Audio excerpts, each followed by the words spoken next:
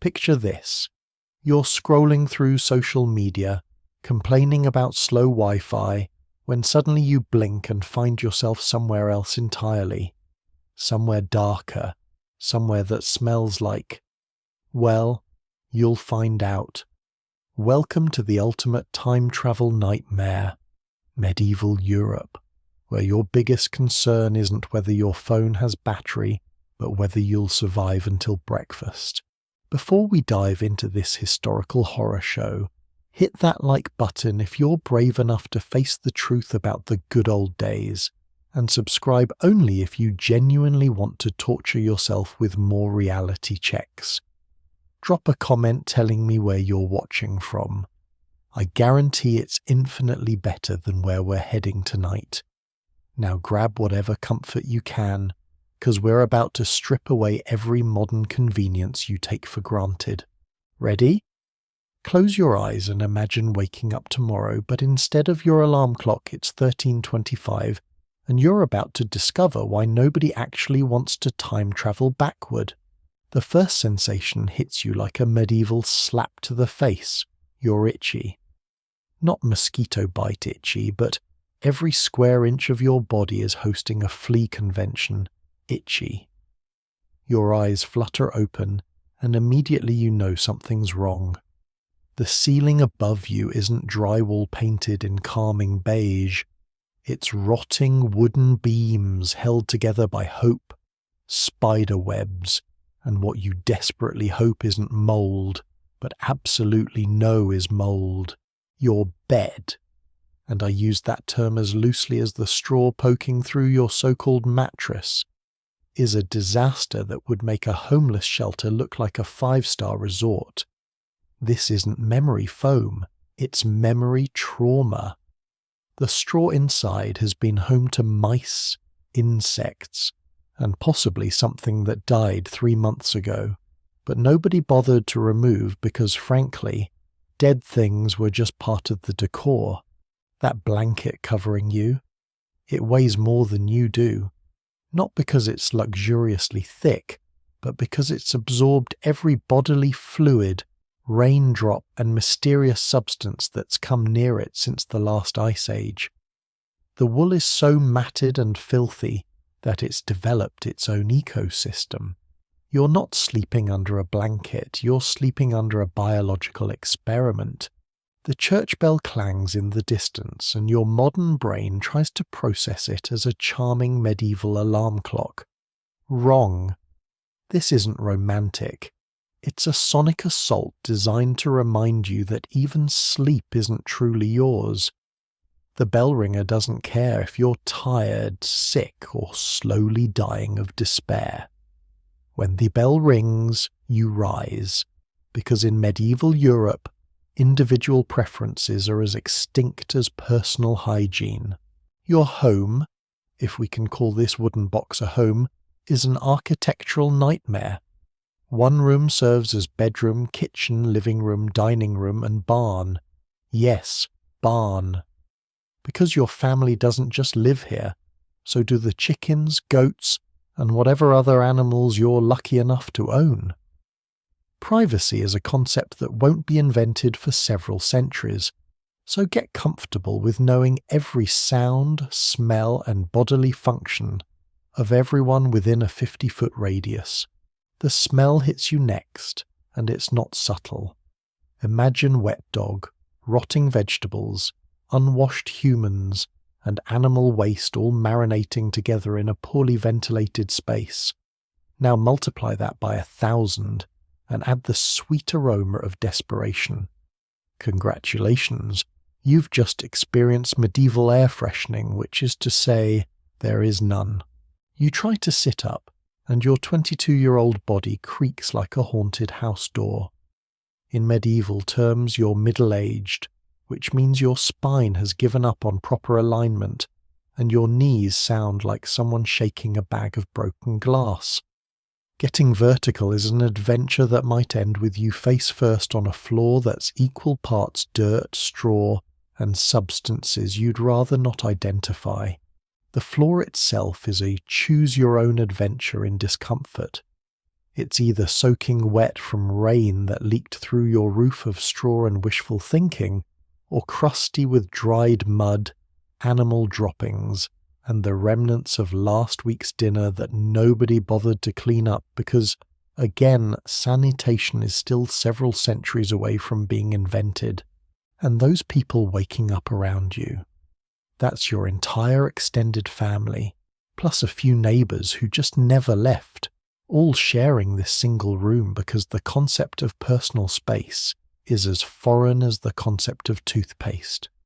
You're about to spend the entire day with these people, smell these people, work alongside these people, and try not to strangle these people when they start chewing their morning gruel with their mouths open. This is your morning in 1325, and it's only going to get worse from here. But hey, at least you're alive, which in medieval Europe is actually a pretty significant accomplishment.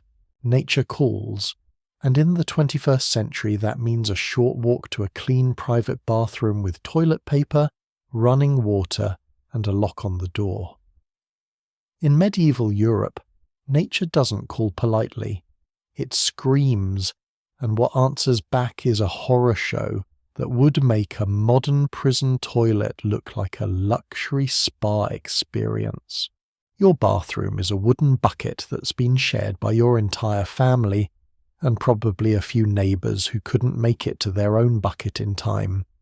It's already full because Uncle Wolfgang had a rough night after consuming questionable turnip stew, and the smell could knock a horse unconscious.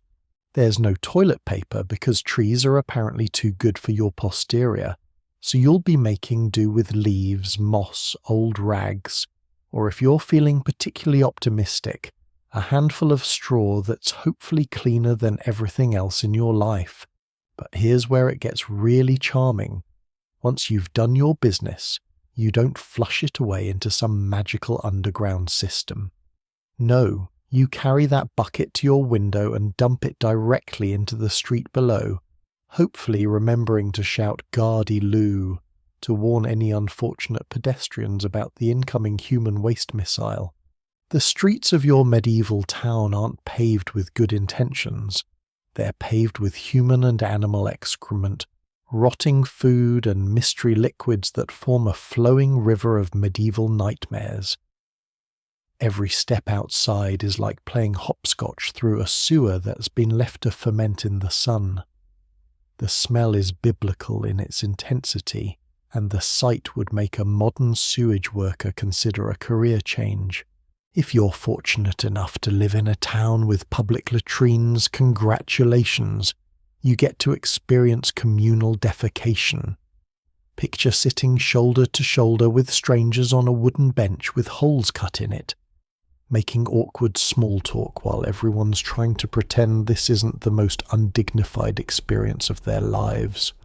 There's no ventilation, no privacy, and definitely no reading material unless you count the graffiti carved into the walls by bored medieval toilet users. Even worse, these public toilets are often built over rivers or moats, which means your waste drops directly into the same water supply that people downstream are using for drinking, cooking, and bathing. It's a brilliant system if your goal is to spread disease as efficiently as possible. And if you're living in a castle, surely things are better, right? Well, sort of. You might have a guardrobe, a fancy name for a hole in the wall that drops your waste directly into the moat below. It's like having an ensuite bathroom, except it's drafty, smells terrible, and occasionally enemy soldiers climb up through your toilet chute to invade your castle. Talk about a security vulnerability that modern home builders never have to consider. The worst part? Everyone knows this system is disgusting, but there's literally no alternative. You can't opt out of using the bathroom, you can't install modern plumbing, and you definitely can't escape to a cleaner century. This is your reality now, and you haven't even had breakfast yet. Speaking of breakfast, let's talk about the meal that's supposed to start your day right. but instead starts your day with a potential death sentence. You shuffle to what passes for a kitchen, basically a fire with a pot hanging over it, and peer into your breakfast bowl. What you see looks like someone scraped the bottom of a pond and decided to serve it hot. Welcome to pottage, the medieval equivalent of mystery meat, except it's mystery everything. Pottage is essentially a thick, gloopy stew that's been simmering in the same pot for days, maybe weeks. New ingredients get thrown on top of old ingredients, creating a culinary archaeology project where the bottom layer might contain vegetables from last month's harvest. It's like a medieval version of a sourdough starter, except instead of bread, you're cultivating stomach problems. The ingredients are whatever didn't rot completely. Grains that may or may not be edible, root vegetables that have seen better decades, and if you're incredibly lucky, a few beans that haven't developed their own consciousness. Spices are for rich people, so your pottage tastes like wet cardboard with a hint of desperation. Alongside this masterpiece, you get a chunk of bread that could be used as a weapon. This isn't artisanal sourdough, it's concrete disguised as food. Made from coarse rye or barley flour, often bulked up with sawdust because wheat is apparently too good for peasants. This bread requires strategy to consume. You don't bite it, you gnaw it. You don't slice it, you attack it with whatever tools you have available. Your beverage options are limited but practical.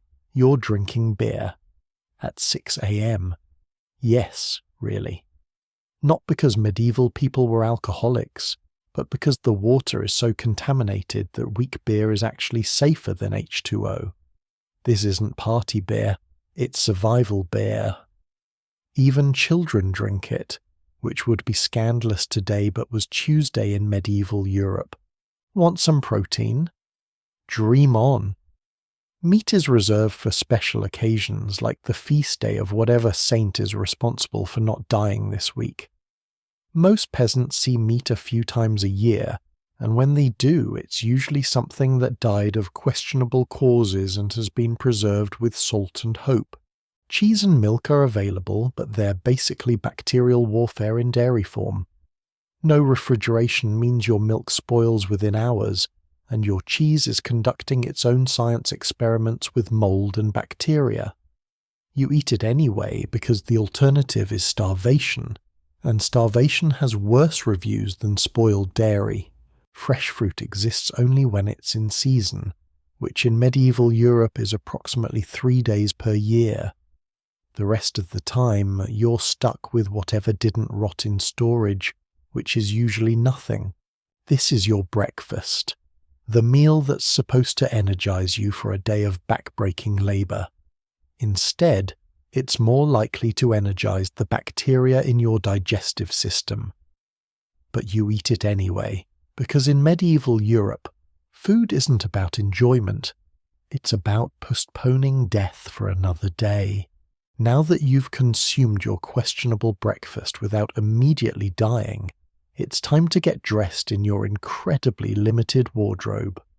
When I say limited, I mean you own exactly one outfit, and you'll be wearing it every day until it disintegrates or develops sentience, whichever comes first. Your clothing is made from rough wool that feels like wearing a burlap sack filled with thorns. There's no cotton, no synthetic blends, no moisture-wicking fabric. Just scratchy, heavy wool that absorbs every smell, stain, and bodily fluid you encounter. Underwear is optional, mainly because it hasn't been invented yet, so you're going commando under layers of fabric that would make a medieval torture device seem comfortable. Your tunic or shift has been your faithful companion for months, possibly years. It's been through everything with you. Working in fields, sleeping with animals, surviving rainstorms, and accompanying you to the bathroom bucket. It's more than clothing. It's a biological specimen that could probably walk to the fields by itself at this point. Washing your clothes is an event that happens approximately twice a year, whether they need it or not.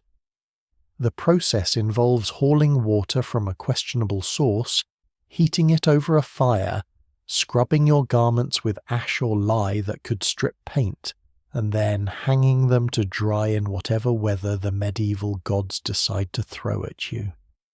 Most people skip this step entirely because it's easier to just accept that you'll smell like a barn that's been lived in by sick animals. Your shoes, if you're lucky enough to own any, are basically pieces of untreated leather held together with string and optimism. They provide about as much protection as flip-flops made of paper, and they smell like something died inside them, which it probably did. Most peasants just go barefoot, navigating through mud, animal waste, sharp rocks, and all the medieval landmines that litter the ground. But the real fun starts with your skin. You itch constantly. Everyone does. Fleas, lice, and bedbugs have taken up permanent residence on your body, and they're not paying rent. You'll spend half your day scratching various body parts while trying to maintain conversations, and nobody will think this is weird because everyone else is doing the same thing. Your skin is raw from constant rubbing against rough fabric, from scratching at insect bites, and from the general assault of medieval living. If you develop a rash, too bad. Dermatologists won't be invented for several centuries, so you just get to enjoy your skin condition as a permanent accessory. This is your daily fashion statement in medieval Europe. You're not dressed to impress, you're dressed to survive, and barely at that. Now that you're fully clothed in itchy misery, it's time to address your smile, or rather, the horror show that used to be your mouth. In the 21st century, you brush twice a day, floss regularly, and visit the dentist every 6 months. In medieval Europe, dental hygiene is about as popular as voluntary plague infection. There are no toothbrushes, no toothpaste, no mouthwash, and definitely no dental floss. Some people might chew on a twig or rinse with wine if they're feeling particularly fancy, but for the most part, your teeth are engaged in a losing battle against time, bacteria, and whatever you've been eating. By your mid-20s, your smile looks like a graveyard after an earthquake. Cavities aren't just common, they're inevitable. Your gums are swollen and bleeding, your teeth are stained with years of accumulated grime, and several of them have simply given up and fallen out. You have more holes than teeth, and the teeth you do have are hanging on by sheer stubbornness. Sugar, while not yet ubiquitous, is becoming more available to the wealthy, and they're using it to rot their teeth faster than the peasants can manage with just bread and beer. If you're rich, congratulations. You get to destroy your dental health with expensive imported sweeteners. If you're poor, you'll achieve the same result more slowly with fermented bread and gritty porridge. Toothaches are a constant companion, like a painful pet that never dies. The throbbing in your jaw becomes background noise, occasionally flaring up to remind you that yes, medieval life can get worse. There's no ibuprofen, no lidocaine, no gentle dental procedures. There's just pain and the occasional prayer that it might stop. When a tooth finally becomes unbearable, you have one option: extraction. And who performs this delicate procedure? Your local barber surgeon, the same person who cuts hair and performs amputations. They'll yank your tooth out with an iron hook by candlelight, with no anesthesia except maybe a gulp of strong alcohol and someone to hold you down while you scream. An infected tooth can easily become sepsis, and sepsis in medieval times is essentially a death sentence. The same dental problem that sends you to Walgreens today could be writing your obituary in 1325. And let's talk about breath. Halitosis isn't just common, it's universal. Everyone's mouth smells like a combination of rotting vegetables and despair. Dating isn't about finding someone with a nice smile. It's about finding someone whose breath doesn't immediately knock you unconscious. This is your oral health situation in medieval Europe. Your mouth isn't just unhealthy, it's actively trying to kill you from the inside out. Now that your teeth are throbbing and your clothes are itching, it's time to head outside and begin your real job, working yourself slowly to death for someone else's benefit. If you're like 90% of the population, you're a peasant, which means your career path is simple. Don't die while making your lord richer. There's no HR department, no employee handbook, no workers' compensation.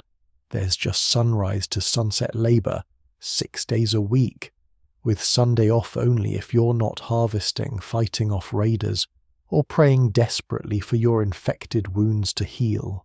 Your workplace is the fields, and your office equipment consists of a wooden hoe, a rusty sickle, and whatever bones in your body haven't been broken yet. There are no ergonomic considerations, no safety protocols, no break rooms. You work until you can't, and then you work some more because the alternative is starvation. The work is designed to destroy your body systematically. You plough fields by hand or with oxen if you're fortunate enough to own one, which you're not. You dig ditches, plant seeds, pull weeds, and carry water until your spine permanently curves into the shape of agricultural servitude.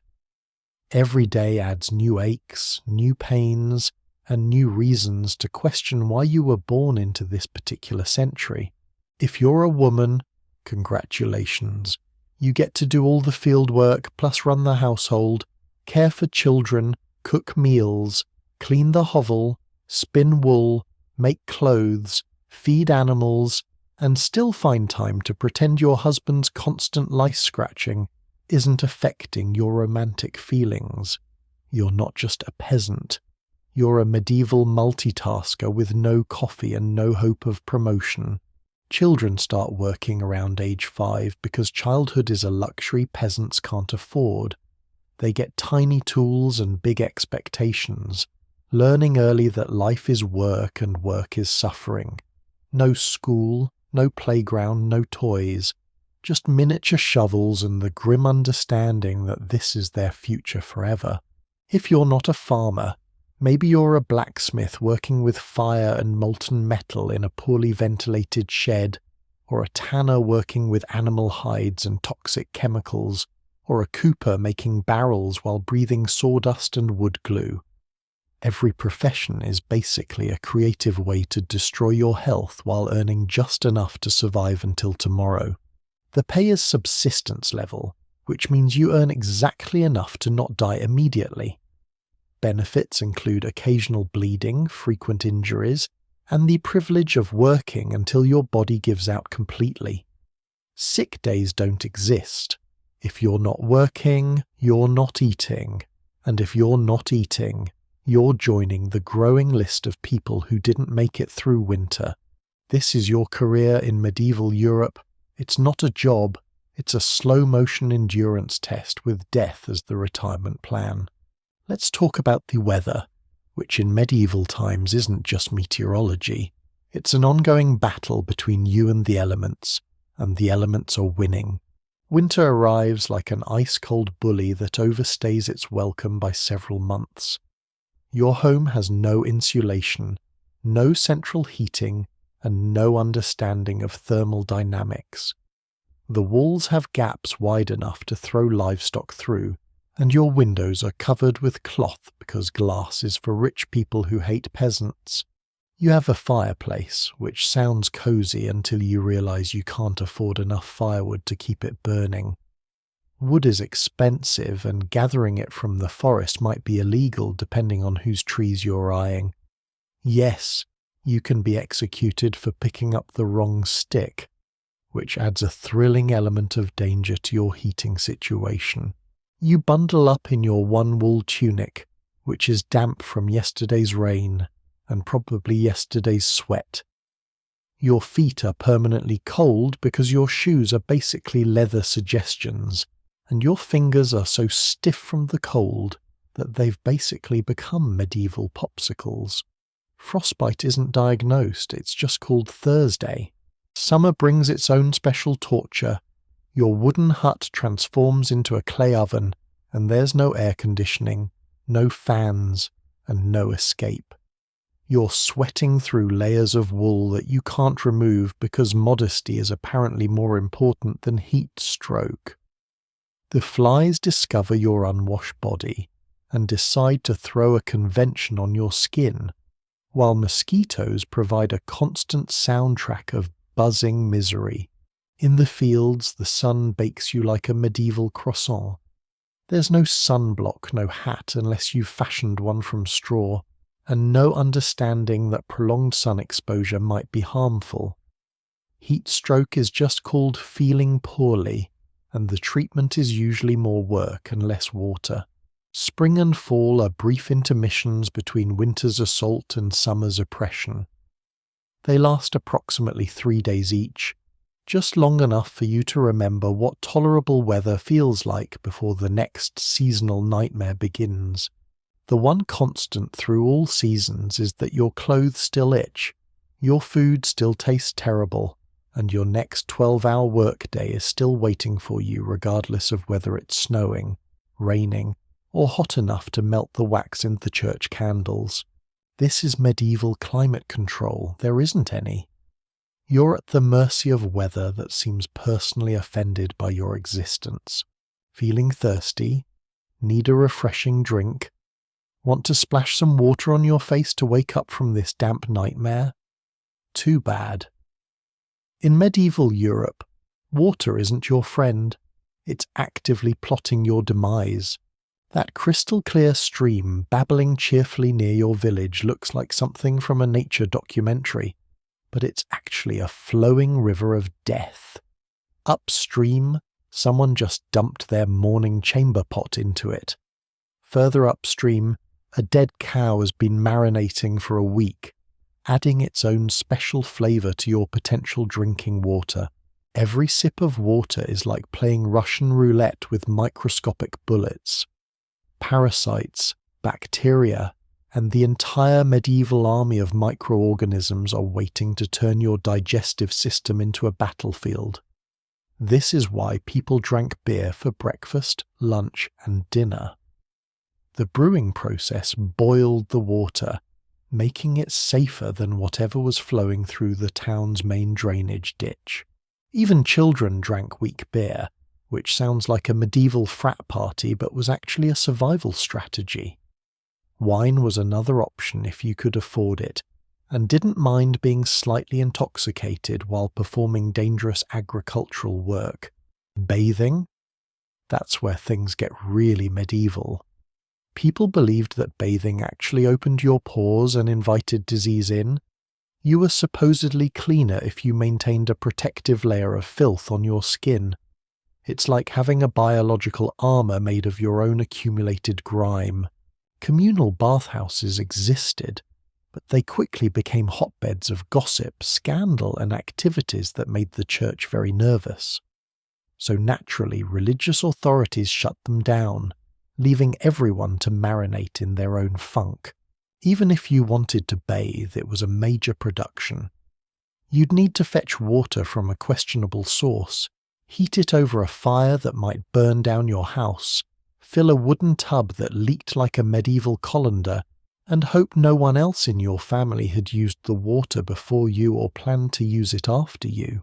Rainwater collection sounds like a good alternative until you realize it's been sitting in open barrels where birds defecate, insects breed, and algae throw parties.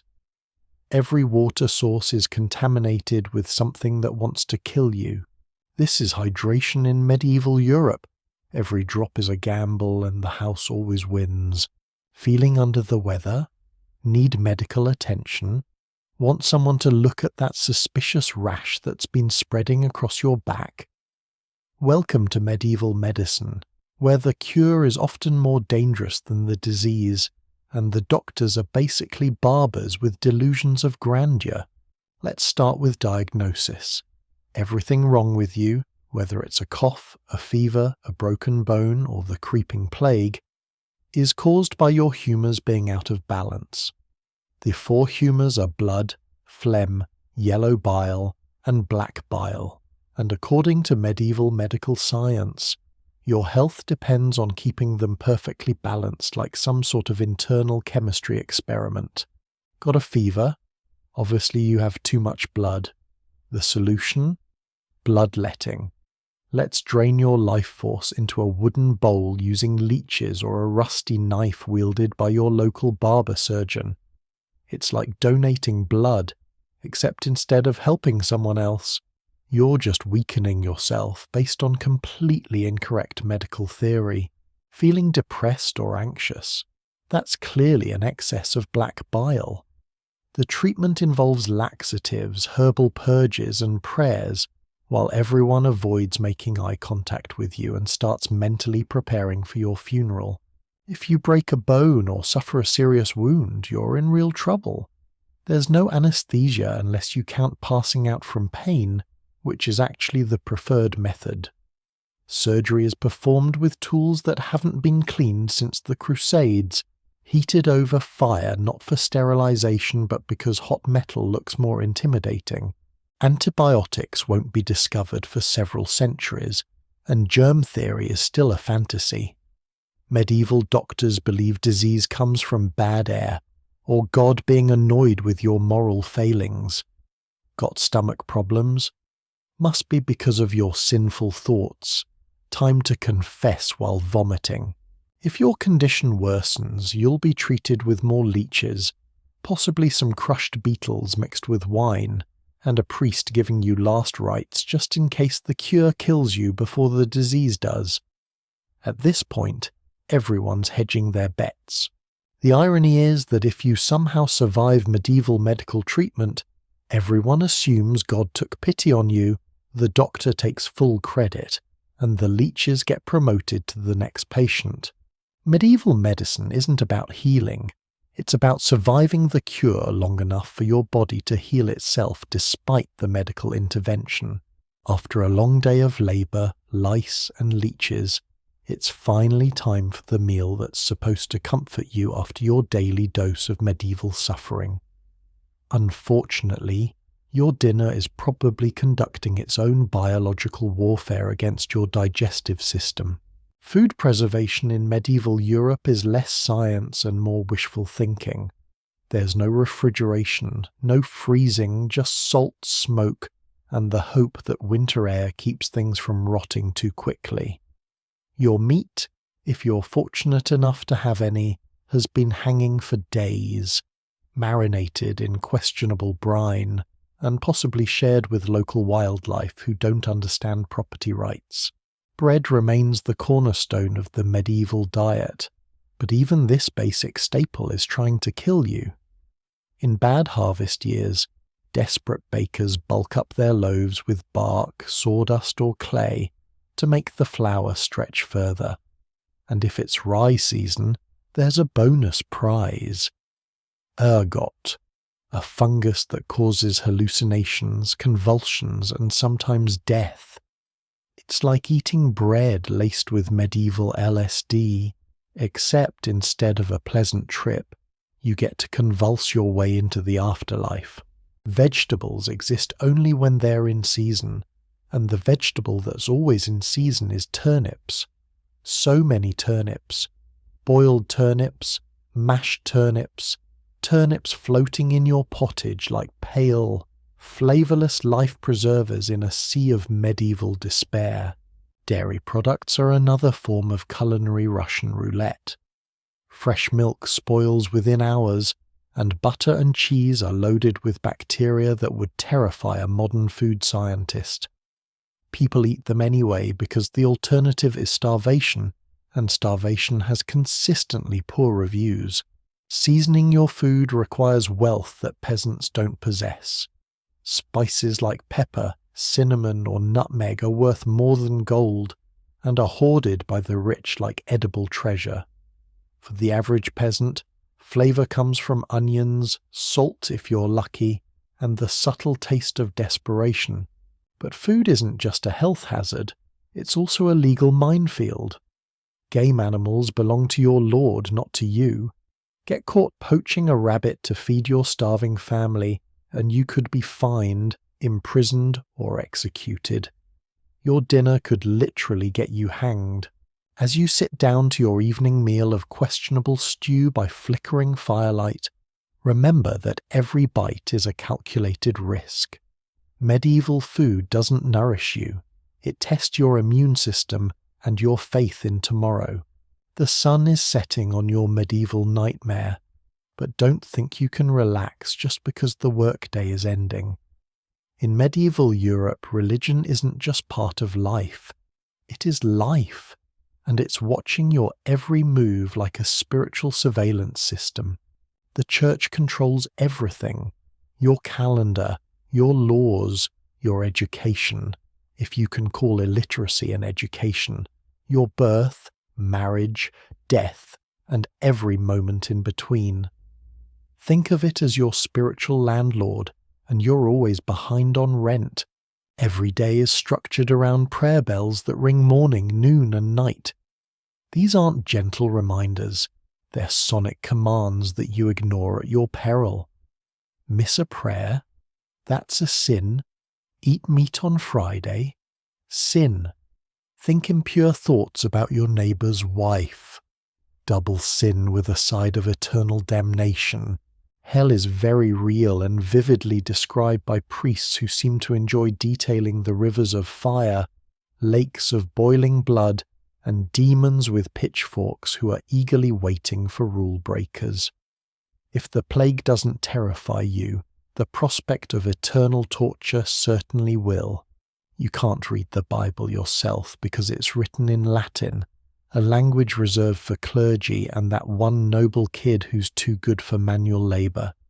You rely entirely on the church to interpret God's will, which means if the priest says your crop failure is punishment for insufficient prayer, then you better start praying harder. Tithes are mandatory. 10% of everything you own goes to the church. If you grow wheat, you give wheat. If you raise chickens, you give eggs. If you have nothing, congratulations. You're spiritually and financially bankrupt. Holy days are numerous and strictly observed. While they offer breaks from labour, they're not for fun. They're for attending Mass, fasting, confessing sins, and reminding yourself that joy is probably a dangerous indulgence that leads to damnation. Questioning the church is suicide. Heretics are burned, witches are drowned, blasphemers are flogged, and skeptics are quickly converted or eliminated. So you go through the motions, chant the prayers, bow at the appropriate moments, and hope that after enduring this filth-covered existence, your soul might finally land somewhere clean. In medieval Europe, God may be merciful, but the church definitely isn't. Think being a medieval peasant is challenging.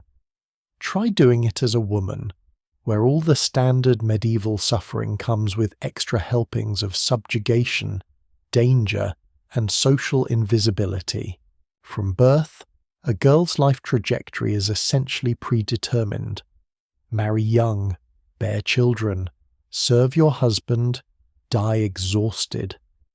Education is for men and wealthy noble daughters who get sent to convents to learn how to read Latin and embroider religious themes. Marriage happens early, disturbingly early. It's not unusual to be betrothed at 12 and pregnant by 14. This isn't about love, it's about land deals, livestock agreements, and political alliances. Your opinion isn't requested or relevant. Once married, you become your husband's property in every legal sense. Your job is to produce male heirs, feed everyone, maintain the household, and refrain from complaining because complaining might get you labelled a nag, or worse, a witch. And that label comes with complimentary drowning or burning depending on local preferences. Childbirth is a death lottery with terrible odds. There's no prenatal care, no sterile instruments, no pain relief. Midwives do their best with limited knowledge and questionable tools, but even minor complications can be fatal for mother, child, or both. Some women survive multiple pregnancies. Many don't survive their first. If you do survive childbirth, your workload immediately increases. Now you have a screaming infant in a lice-infested hut, and you're expected to nurse, cook, clean, work in the fields, and still maintain some semblance of wifely duties. There's no maternity leave, no support system, no recognition that you've just performed a medical miracle by not dying. If you remain unmarried, you're viewed with suspicion. If you're widowed, you're vulnerable to exploitation. If you're outspoken, you're dangerous. Women who didn't conform to expected behavior were often accused of witchcraft, especially if they possessed herbal knowledge, displayed strong personalities, or just looked at someone wrong on a Tuesday. Even in religious life, women are second-class citizens. Nuns live under strict rules with no speaking privileges, no freedom of movement, and spiritual worth that's always ranked below their male counterparts. In medieval Europe, if you're a woman, you're expected to endure, obey, reproduce, and suffer gracefully while smiling about it. Because even in an era of universal suffering, women were somehow expected to suffer more quietly than everyone else. Just when you think your medieval day can't deteriorate further, violence arrives to remind you that in the Middle Ages brutality isn't an aberration, it's the norm. Law and order basically means hoping your local lord isn't having a bad century. Violence permeates everything. Homes, streets, battlefields, church disputes, and sometimes the line at the communal bread oven where people have been known to stab each other over loaf placement. Crime is common, punishment is spectacular, and justice is performance art designed to entertain crowds while terrorizing potential criminals. Steal bread to feed your starving family, lose a hand, accused of lying, get your tongue pierced, gossip too much. Meet the scold's bridle, a metal mask with a bar that goes in your mouth to ensure your correction is both painful and humiliating. Legal proceedings are based on trial by ordeal, which assumes God will intervene to protect the innocent. One version requires you to retrieve a stone from boiling water with your bare hand. If it heals without infection in 3 days, you're innocent. If it festers, you're guilty and probably dead from infection anyway. Another option involves being thrown into a river. If you sink, you're innocent and drowned. If you float, you're guilty and will be executed. It's like a medieval game show where the grand prize is survival, and the host is actively rooting for your death. Public executions are social events where people bring snacks and children to watch hangings, beheadings and burnings. It's the medieval equivalent of cable television, except the programming is always the same. Watch someone die horribly while eating meat pies. Domestic violence is not only accepted but expected. Husbands are legally required to discipline their wives and children, and neighbours will judge you if you're not beating your family with sufficient enthusiasm. War is constantly simmering somewhere. Local feuds, territorial disputes, religious crusades. Someone's always marching off to stab someone else in the name of honour, God, or simple boredom. Violence isn't a breakdown of medieval society. It is medieval society.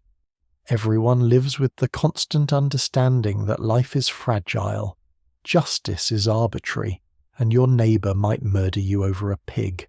You've survived the lice, the leeches, the questionable stew, and the constant threat of public disembowelment. Now comes the final chapter of most medieval lives, an early and unglamorous death that nobody will remember fondly. If you're still breathing past age 40, you're basically a celebrity. People might refer to you as the Old One, which is less of a nickname and more of a statistical miracle requiring its own feast day. Average life expectancy hovers around 30 to 40 years, but that number is devastated by infant mortality. Nearly half of all children die before age 5 from disease, malnutrition, or one particularly harsh winter. No vaccines, no antibiotics, no hope. Just tiny graves and parents who've learned not to get too attached too quickly. If you survive childhood, you enter adulthood already exhausted. Work begins as soon as you can hold a tool, and by 25 your joints sound like a medieval percussion section. You're probably missing teeth, fingers, and most of your original optimism. Women face childbirth, one of the leading causes of death for medieval women. No pain relief, no medical intervention, just prayer, hot water, and someone to hold your hand while you potentially bleed out on a straw mattress. Men face different but equally fatal dangers. Farming accidents, infections from minor wounds, neighbour disputes over livestock, crusades that go sideways, or simply walking to market and encountering bandits who are having a slow day. Death can also arrive quietly from the plague, which transforms cities into cemeteries overnight, or from famine, which can last entire seasons and reduce villages to ghost towns. Sometimes death comes from eating spoiled grain and spending your final hours hallucinating while your family watches helplessly. Funerals are brief affairs if you get one at all. Bodies are buried quickly to prevent disease spread. No embalming, no polished coffins, just a hole, some muttered prayers, and a shallow mound of earth if there's room left in the churchyard. In medieval times, you don't retire. You just stop showing up to work one day because you're dead. So how has your day been in medieval Europe? You've awakened in filth, relieved yourself in a bucket, cleaned your teeth with optimism, nearly fainted from hunger, worked until your spine surrendered, scratched through layers of itchy wool, prayed desperately to avoid plague, and narrowly avoided public execution for the crime of existing while poor, still fantasizing about those romantic medieval times. The gallant knights, noble ladies in towers, heroic battles and feast halls lit by flickering candles. That's Hollywood fiction polished by centuries of wishful thinking and fantasy novels. The real medieval world was unforgiving, cruel, and deeply unfair. Social hierarchy was everything. Born poor, stay poor. Born rich. Congratulations, you have better odds of survival, but you're still one contaminated meal away from dysentery and a hasty burial. Even nobles weren't immune to misery. Castles were drafty stone refrigerators infested with fleas, filled with smoke, and populated by politically motivated marriages. Sure, you had fur cloaks and wine goblets, but also a 50% chance of dying in pointless warfare or from an infected splinter. Not exactly luxury living. The simpler times weren't simple. They were relentlessly difficult. Everything took longer, hurt more, and came with potentially fatal consequences. Life wasn't about leisure. It was about survival, and barely at that. If you found a quiet moment to think, to dream, to imagine something better, there wasn't much you could do about it. No social mobility, no modern medicine, no internet to research weird, rash medieval treatment. You lived, suffered, worked, and died within a 10-mile radius of your birthplace. But here's the remarkable part. Through all of this suffering, people still found ways to laugh, sing songs, tell stories, fall in love, and create meaning. Not because life was easy, but because humans are stubbornly resilient even in the darkest circumstances. They made space for light even when surrounded by literal and metaphorical darkness. They found joy despite having every reason not to. They built communities, created art, and maintained hope even when hope seemed like a luxury they couldn't afford. So tonight, when you slip into your clean bed with indoor plumbing, antibiotics within reach, and central heating keeping you comfortable, take a moment to appreciate the modern world. Think about your ancestors who battled rats, famine, and feudalism so that you wouldn't have to. They endured the Middle Ages so you could complain about slow Wi-Fi and overpriced coffee. They survived medieval medicine so you could Google your symptoms at 3 a.m. They lived through the real Dark Ages so you could worry about which Netflix series to binge next.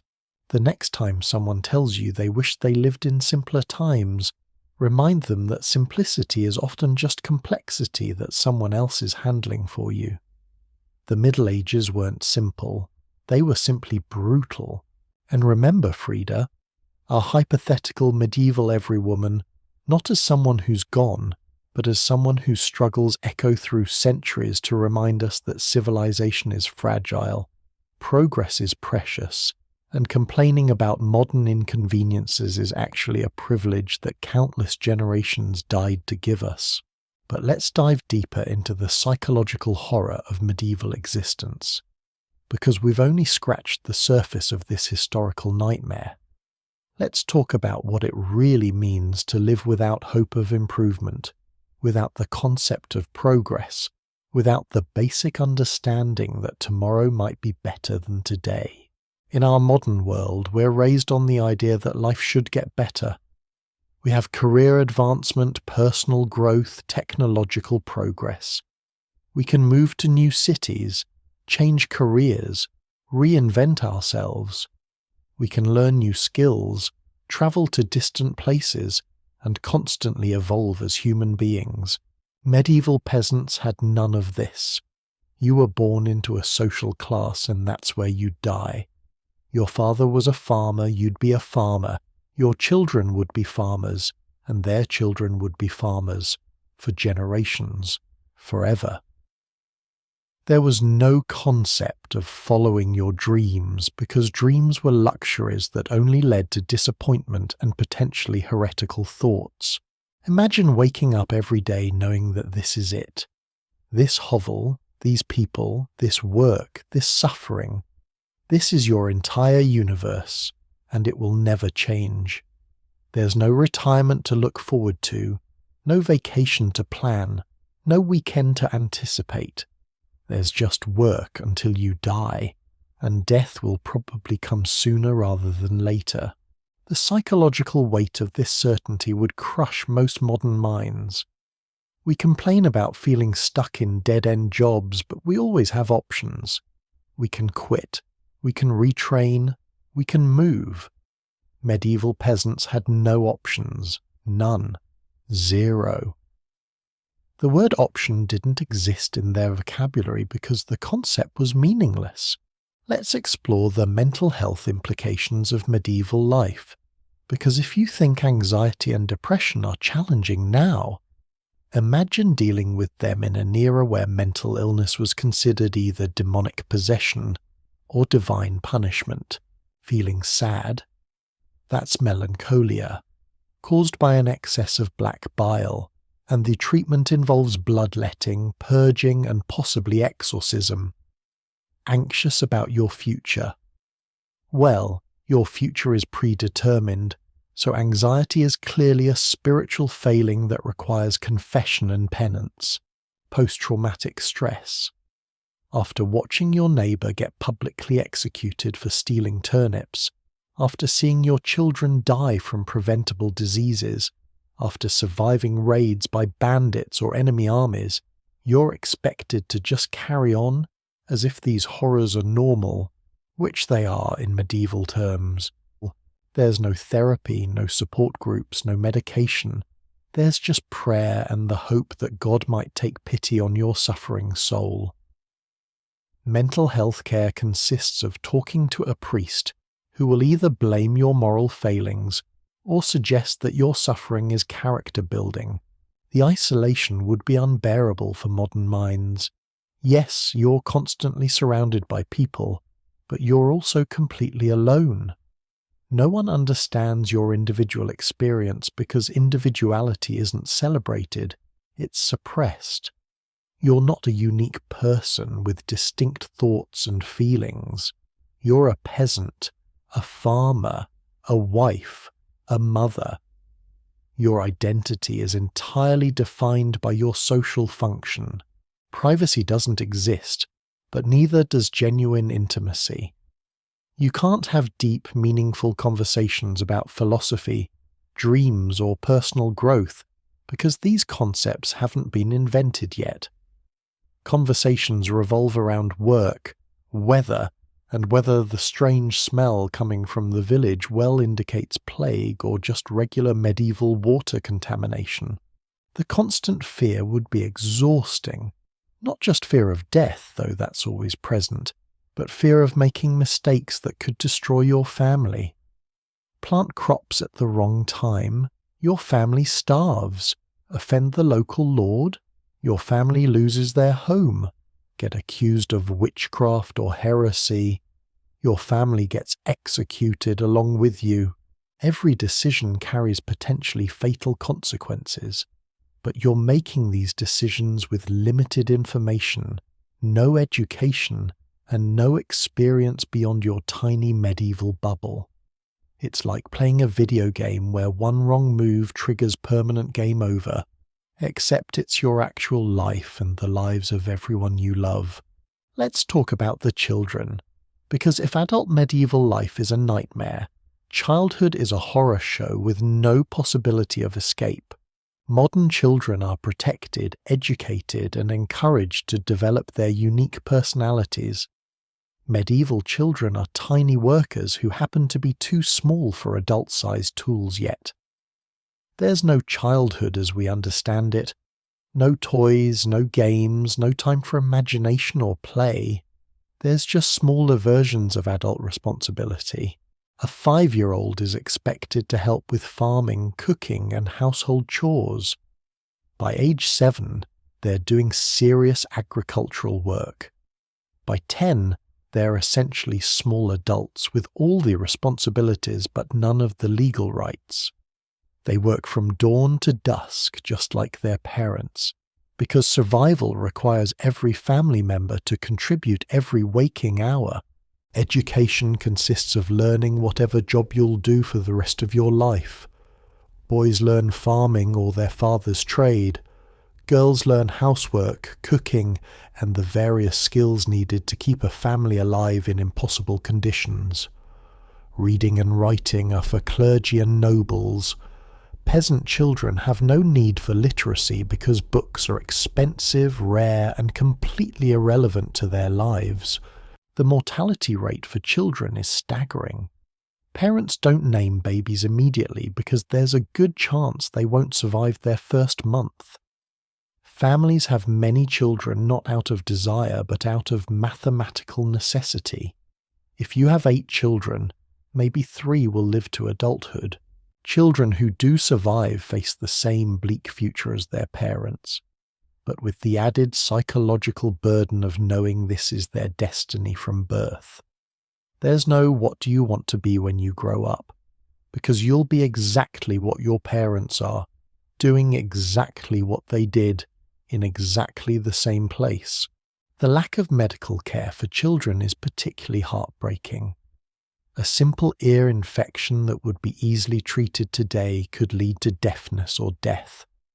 A broken bone might heal incorrectly, leaving a child permanently disabled in a world where physical capability is essential for survival. Child labor isn't just accepted, it's necessary. Families can't afford to feed non-productive members, so children start earning their keep as soon as they can walk. The modern concept of protecting children from adult responsibilities would seem not just strange but suicidal to medieval families. Let's examine medieval relationships and sexuality. Because if you think dating is complicated now, try navigating romance in an era where love is considered a dangerous distraction from religious duty. Marriage isn't about compatibility, attraction, or shared interests. It's a business transaction involving land, livestock, and political alliances. Your future spouse is chosen by your parents based on economic and social considerations, and your opinion is not only irrelevant but potentially disruptive to important negotiations. The idea of dating doesn't exist. You might meet your future spouse at your wedding ceremony. Courtship, if it happens at all, is heavily supervised and focused on practical matters, like determining whether the bride can manage a household and whether the groom can support a family. Sexual education consists of whatever misinformation older relatives whisper to you, usually on your wedding night. There's no understanding of anatomy, no knowledge of pleasure, and definitely no concept of consent as we understand it today. Sex is for procreation, not enjoyment, and women who appear to enjoy it might be suspected of moral corruption. Birth control is non-existent except for herbal remedies that are more likely to poison you than prevent pregnancy. Families have as many children as biology provides, and each pregnancy is a potential death sentence for the mother. Homosexuality is not just forbidden, it's punishable by death. Any deviation from strictly heterosexual procreative sexuality is considered both criminal and heretical.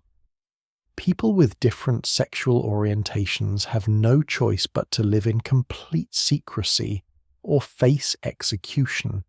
Divorce doesn't exist for common people. Once married, you're bound to your spouse until death, regardless of abuse, incompatibility, or complete misery. The Church controls marriage, and the Church believes that suffering in marriage builds character and brings you closer to God. Women have no sexual autonomy whatsoever. They're expected to submit to their husband's desires regardless of their own feelings, health, or circumstances. Marital rape isn't a concept because wives are considered property, and property can't refuse its owner. The complete lack of privacy means that intimate moments are anything but intimate.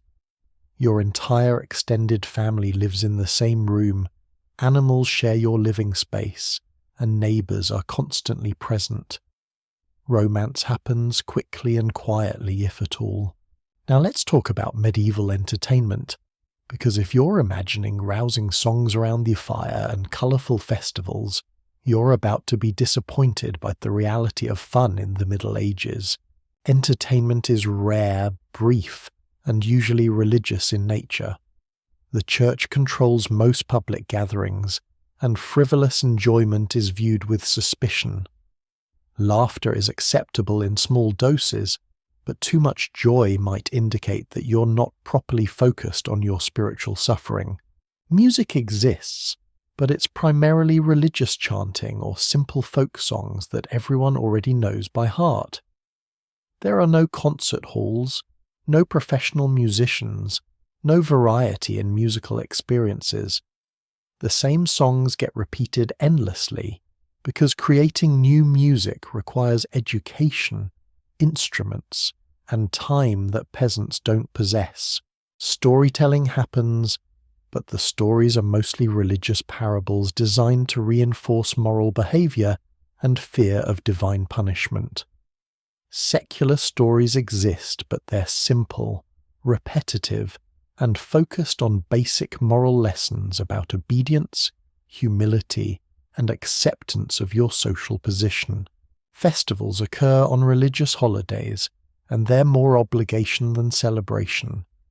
Yes, there might be food and music, but there's also mandatory church attendance, public penance, and constant reminders that earthly pleasure is temporary, while eternal punishment is forever.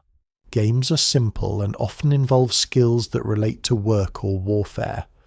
There's no equipment for complex games, no understanding of sports strategy, and certainly no leisure time for developing athletic skills. Children might play with sticks and stones, but even their games prepare them for adult responsibilities. Reading for pleasure is impossible for most people because they can't read. Books don't exist in their world, and the concept of fiction for entertainment hasn't been developed. The few books that exist are religious texts written in Latin and owned by the church. Theatre, art, and literature are created for and by the wealthy. Peasants might see religious performances during festivals, but these are designed to educate and intimidate rather than entertain. Art exists in churches, but it's meant to inspire religious devotion, not aesthetic appreciation. Alcohol provides the primary form of escapism, but even drinking has rules and limitations. Too much drinking leads to moral condemnation, work problems, and potential conflicts with neighbours who are armed and quick to violence. Let's delve into medieval economics, because the financial system is designed to ensure that peasants never accumulate enough resources to improve their situations. You don't own your land. You work land that belongs to a lord who inherited it from his father, stretching back to whoever conquered it originally through violence. You're allowed to work this land in exchange for giving most of your harvest to the lord, plus additional payments in the form of labour, military service, or whatever else he demands. This isn't employment in the modern sense. You can't quit, you can't negotiate better terms, and you can't take your skills to a competitor. You're bound to this land and this lord for life, and so are your children and their children. It's hereditary servitude with extra steps. Taxes aren't just money, they're everything you produce. The Lord takes a percentage of your crops, your livestock, your crafted goods, and your time. The church takes its tithe. The king takes his taxes when he needs money for wars you'll never benefit from. By the time everyone takes their share, you're left with barely enough to survive until next harvest. There's no banking system for peasants. You can't save money because there is no money in your life. Everything operates on barter and obligation. You can't invest in improvements to your situation because any surplus gets immediately claimed by someone with more power than you. Credit doesn't exist, and debt is dangerous. If you can't pay what you owe, you could lose your home, your possessions, or your freedom.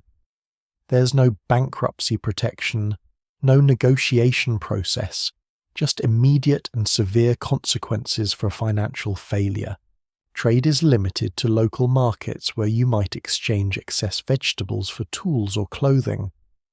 There's no international commerce in your world, no opportunity to access goods from distant places, no chance to participate in the growing economy that benefits nobles and merchants. Your entire economic existence is designed to keep you dependent on the feudal system. Any attempt to accumulate wealth or improve your situation is seen as threatening to the established order and will be quickly suppressed. The concept of economic mobility doesn't exist. You can't start a business, learn a new trade, or move to a place with better opportunities. You're economically imprisoned in a system that benefits everyone except you. Let's explore medieval law and justice, because if you think the legal system is frustrating now, medieval jurisprudence was essentially organized revenge with religious justification. Laws aren't written down and aren't consistent from place to place. Justice depends entirely on who you are, who you know, and whether the person deciding your fate had a good breakfast. The same crime might result in a fine for a noble and execution for a peasant.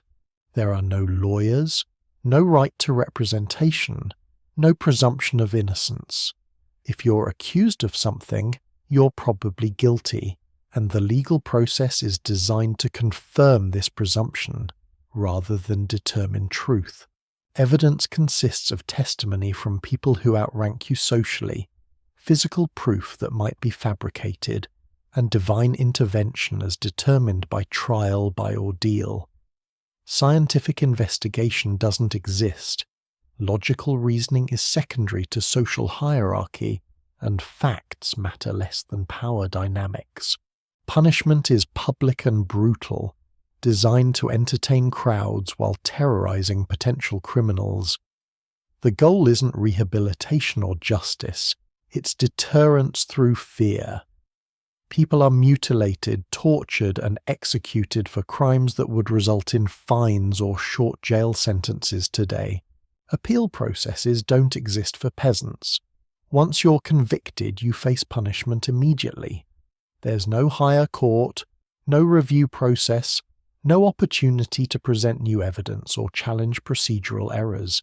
Crimes by nobles against peasants are rarely prosecuted, and when they are, the penalties are minimal. Crimes by peasants against nobles are prosecuted enthusiastically with maximum penalties.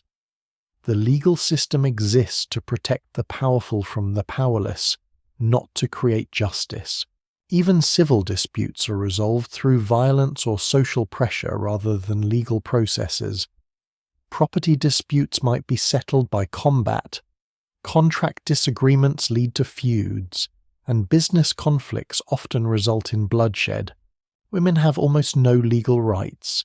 They can't own property, enter contracts, or represent themselves in legal proceedings. They're legal property of their fathers, then their husbands, then their sons.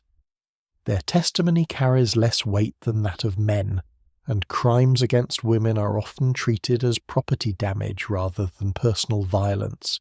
The concept of constitutional rights doesn't exist. Free speech, religious freedom, protection from unreasonable search and seizure, these are all foreign concepts. You have whatever rights your social superiors choose to grant you, and those can be revoked at any time for any reason. Medieval transportation deserves its own chapter of suffering, because moving from place to place is an adventure in discomfort, danger, and despair.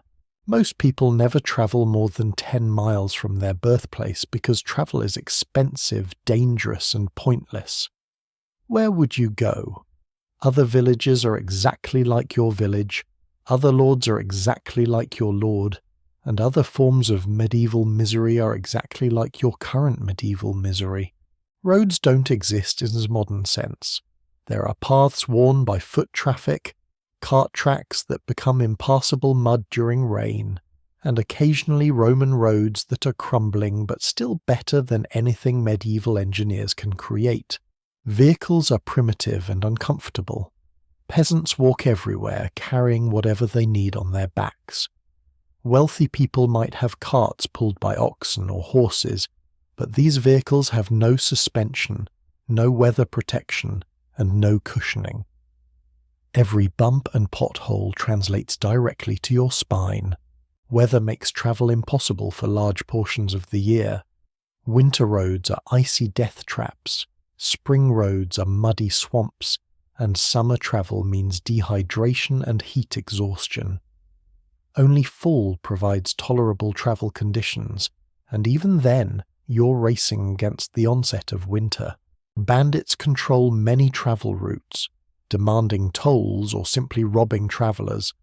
There's no police protection, no highway patrol, no emergency services. If you're attacked while traveling, you're on your own. Navigation relies on landmarks, word-of-mouth directions, and hope. There are no maps for common people, no street signs, no GPS. Getting lost means wandering until you find someone who might know where you are, assuming you don't die of exposure first. Accommodations for travelers are rare and terrible. Inns exist in some larger towns, but they're expensive, filthy, and dangerous. You might share a bed with strangers, sleep on floors covered with rushes that haven't been changed in months, and eat food that's even more questionable than what you get at home. Food and water while travelling are constant problems. You carry what you can, but it spoils quickly, Water sources along the way might be contaminated, poisoned by upstream pollution, or controlled by local lords who charge tolls for access. The physical toll of medieval travel is enormous. Walking long distances in poor shoes over rough terrain leaves travellers exhausted, injured, and vulnerable. Horses and oxen need food and rest, adding expense and complication to every journey. Communication during travel is nearly impossible. You can't send messages ahead to announce your arrival, you can't call for help if you encounter problems, and you can't change your plans based on new information. Once you start traveling, you're committed to completing the journey regardless of what happens. Let's examine medieval craftsmanship and technology, because the primitive tools and techniques make simple tasks into grueling ordeals. Every tool is handmade by someone with limited skill, poor materials, and no quality control. Your farming implements are crude iron or wood that breaks frequently and can't be easily replaced. Repairs require finding someone with metalworking skills and paying them with resources you can't spare. Manufacturing is entirely manual. Everything from cloth to pottery to tools is made by hand using techniques passed down through generations without improvement. There's no innovation, no efficiency improvements, no technological advancement. The same slow, labor-intensive methods are used year after year. Quality varies wildly from craftsman to craftsman. One blacksmith might create tools that last for years. Another produces equipment that fails immediately. There's no standardization, no return policy, no way to ensure that what you're buying will actually work. Materials are limited by local availability. If your region doesn't have good iron ore, you get inferior metal tools. If your area lacks quality clay, your pottery breaks easily. There's no international supply chain bringing better materials from distant places. Clothing is entirely handmade from raw materials. You start with sheep, shear them, clean the wool, spin it into thread, weave it into cloth, cut it into patterns, and sew it into garments. This process takes months for a single outfit, which explains why people only owned one set of clothes. Preservation of goods is primitive and unreliable. Food spoils quickly, cloth rots in damp conditions, metal rusts without proper care, and wood is constantly attacked by insects and decay. Everything you own is slowly deteriorating, and replacement is expensive and time-consuming. Repair skills are essential because replacement is often impossible. You learn to patch clothes, sharpen tools, mend pottery, and fix whatever breaks. Your possessions are held together by constant maintenance and creative problem-solving. Innovation is discouraged by guild systems that control craftsmanship techniques. New methods or improved designs threaten established craftsmen, so changes are resisted. Technology advances slowly, if at all, because innovation challenges social and economic stability. Time management is completely different without clocks. Work begins at sunrise and ends at sunset, but the exact timing of activities is estimated rather than measured. Coordinating complex activities is nearly impossible when nobody knows precisely what time it is. Storage solutions are primitive and ineffective. You keep possessions in wooden chests, baskets, or simply piled in corners. Organization is minimal, protection from pests is limited, and finding specific items requires searching through everything you own. Now let's discuss the environmental realities of medieval life, because ecological destruction and climate challenges make survival even more precarious. Deforestation is rampant as growing populations need wood for fuel, construction, and manufacturing. Forests disappear rapidly around populated areas, forcing people to travel further for basic materials. This creates fuel shortages that make heating and cooking more difficult and expensive. Soil depletion reduces crop yields as the same fields are planted repeatedly without understanding crop rotation or fertilization.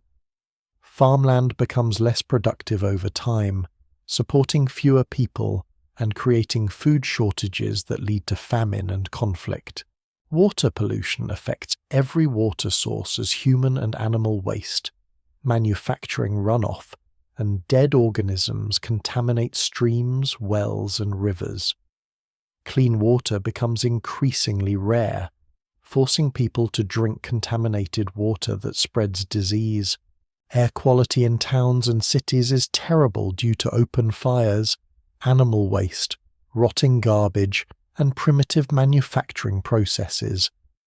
Breathing the air gives you chronic cough, respiratory problems, and constant exposure to toxic substances. Waste management doesn't exist in any organized form. Garbage is thrown into streets, human waste is dumped into water sources, dead animals rot where they fall, and toxic materials from craftsmanship poison the surrounding environment. Climate change affects agriculture unpredictably. Cold periods destroy crops. Excessive rain ruins harvests. Droughts kill livestock, and unexpected weather patterns disrupt food production.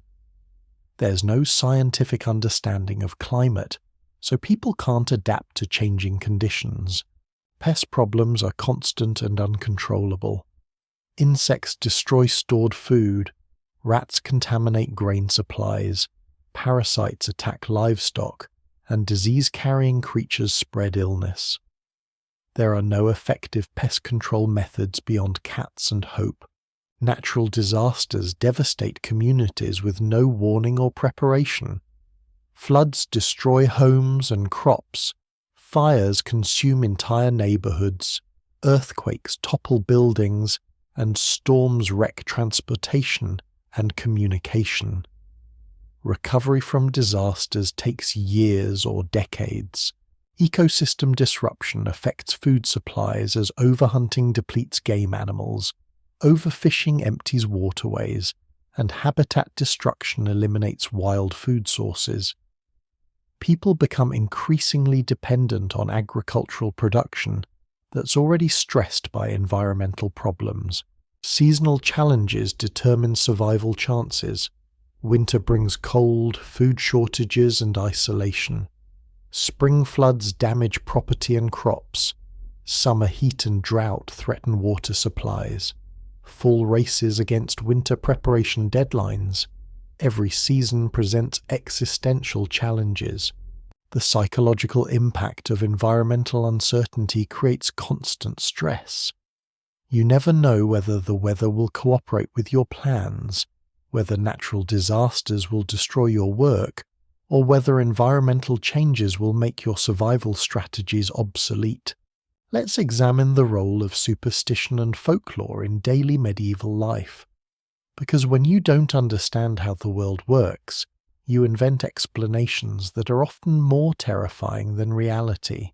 Every unexplained event gets attributed to supernatural causes: crop failure, witchcraft, livestock disease, evil eye, personal illness, demonic possession, natural disasters, divine punishment. There's no scientific method to investigate causation, so supernatural explanations fill the knowledge gaps. Protective rituals consume significant time and resources. People wear amulets, perform blessing ceremonies, create protective symbols, and engage in elaborate behaviors designed to ward off evil influences. These rituals provide psychological comfort, but drain resources that could be used for practical solutions. Seasonal celebrations mix religious observance with folk traditions that predate Christianity. These festivals provide community bonding and stress relief, but they also reinforce supernatural beliefs and social hierarchies. Participation is mandatory, and deviation from traditional practices raises suspicions about your spiritual loyalties. Folk medicine blends herbal knowledge with magical thinking. Some remedies have genuine medical value, but they're accompanied by incantations, ritual preparations, and supernatural beliefs about healing. Distinguishing between effective and useless treatments is impossible without scientific testing. Predictive practices attempt to forecast future events through divine signs, natural omens, and mystical calculations. People make important decisions based on bird flight patterns, weather signs, and religious visions. These methods provide false confidence while encouraging poor decision-making. Community conflicts often center on supernatural accusations. Neighbors blame each other for misfortunes using witchcraft allegations, evil eye accusations, and claims of spiritual corruption. These conflicts can escalate to violence, property destruction, and social ostracism. Gender roles are reinforced through supernatural beliefs about women's inherent spiritual weakness and susceptibility to demonic influence. Women who don't conform to expected behaviors face accusations of witchcraft, spiritual corruption, or supernatural powers that threaten community safety. Mental illness is interpreted as spiritual affliction, requiring religious intervention rather than medical treatment. People with psychological problems are subjected to exorcism, spiritual purification, and social isolation that worsens their conditions while providing no effective help. Natural phenomena inspire terror rather than curiosity. Eclipses, comets, unusual weather, and rare animal behaviors are seen as omens of disaster rather than interesting natural events. This prevents scientific observation and maintains unnecessary fear about normal occurrences. Education is limited to religious instruction that reinforces supernatural worldviews rather than encouraging critical thinking or empirical observation. Knowledge acquisition focuses on memorizing religious texts and traditional practices rather than developing investigative skills or scientific reasoning. Finally, let's conclude by examining why these historical realities matter for modern people who have never experienced medieval conditions but can learn valuable lessons from understanding this historical suffering. Medieval life demonstrates how quickly civilization can collapse when social institutions fail. The technology, knowledge, and social systems that make modern life comfortable are fragile and require constant maintenance. Understanding medieval conditions reminds us not to take modern conveniences for granted. The arbitrary nature of medieval suffering shows how social and economic systems can be designed to benefit some people while oppressing others. Recognizing these patterns in history helps us identify and resist similar inequalities in contemporary society. Medieval environmental destruction illustrates how short-sighted resource exploitation creates long-term problems that affect entire populations. Modern environmental challenges echo medieval ecological mistakes on a much larger scale, making historical lessons relevant to current policy decisions. The importance of education and scientific thinking becomes clear when examining how superstition and ignorance shaped medieval life. Access to information, critical thinking skills, and scientific literacy are essential for making good decisions and solving complex problems. Medical advances that we consider routine represent centuries of accumulated knowledge and technological development. Understanding medieval medical practices helps us appreciate modern healthcare while recognizing how quickly medical progress can be lost if societies collapse. Legal and political systems require constant vigilance to maintain fairness and protect individual rights. Medieval examples of arbitrary justice and abuse of power remind us that democratic institutions need active participation and protection to survive. Economic systems can be structured to provide opportunities for advancement or to maintain rigid class hierarchies.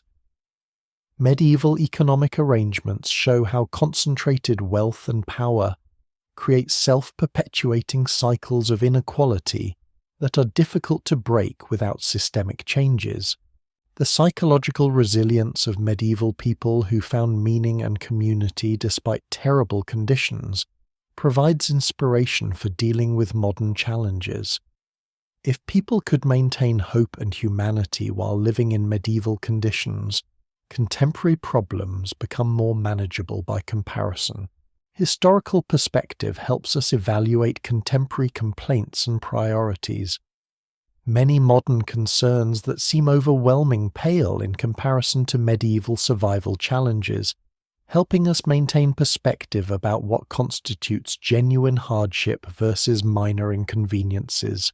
Understanding medieval suffering also develops empathy for people in modern societies who still live in conditions similar to medieval Europe.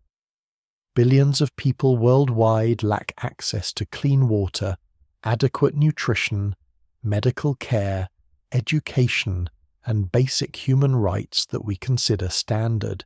Let's delve deeper into the specific horrors of medieval diseases, because if you think COVID-19 was challenging, medieval pandemics were apocalyptic events that wiped entire communities off the map. The Black Death arrived like a medieval horror movie come to life. Imagine a disease so deadly that it killed 1/3 of Europe's population in just 5 years. We're talking about a pathogen so efficient at killing that entire villages were abandoned. Cities became ghost towns and survivors couldn't bury the dead fast enough. The symptoms were nightmare fuel.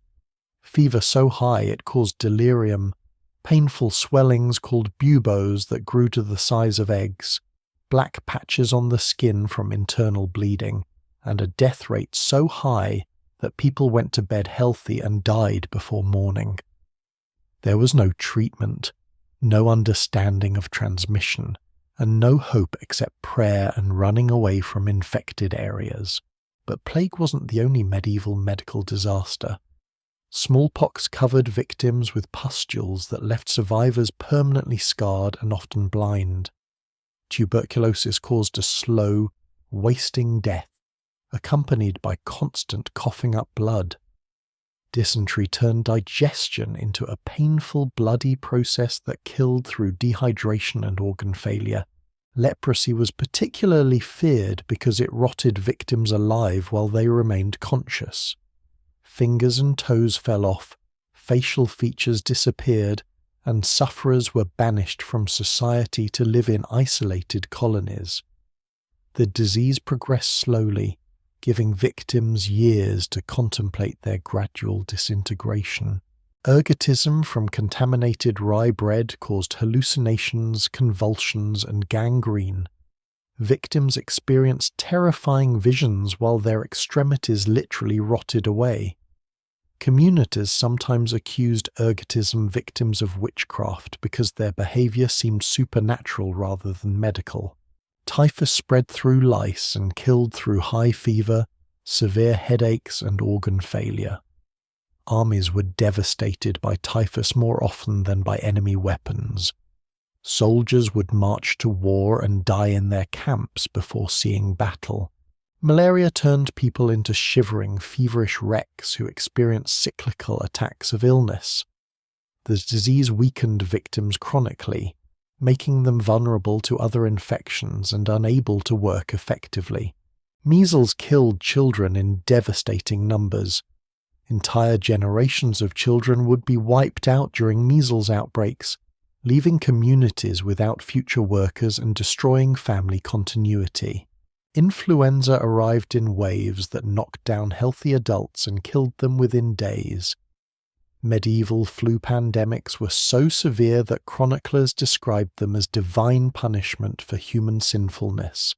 Whooping cough caused children to cough so violently that they broke ribs, vomited blood, and suffocated during coughing fits.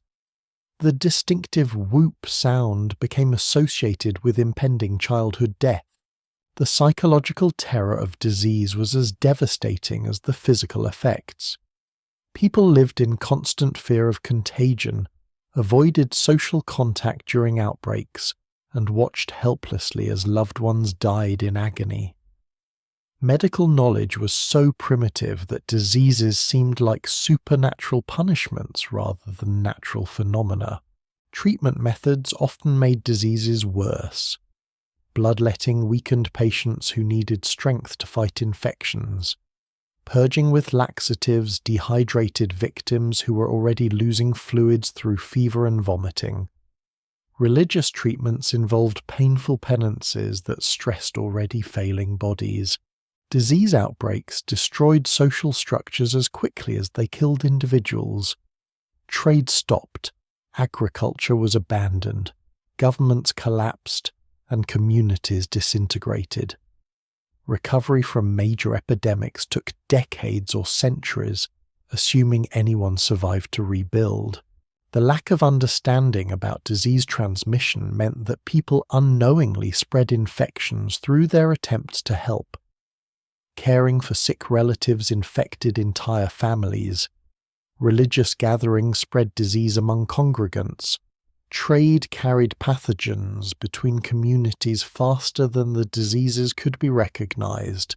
Medieval people developed elaborate theories about disease causation that had nothing to do with actual transmission methods. Bad air, moral corruption, astrological influences, and divine anger were blamed for epidemics, while the real causes, bacteria, viruses, and parasites remained completely unknown. Now let's explore the brutal realities of medieval warfare. Because if you think modern conflicts are terrible, medieval combat was personal, prolonged, and conducted with weapons designed to cause maximum suffering.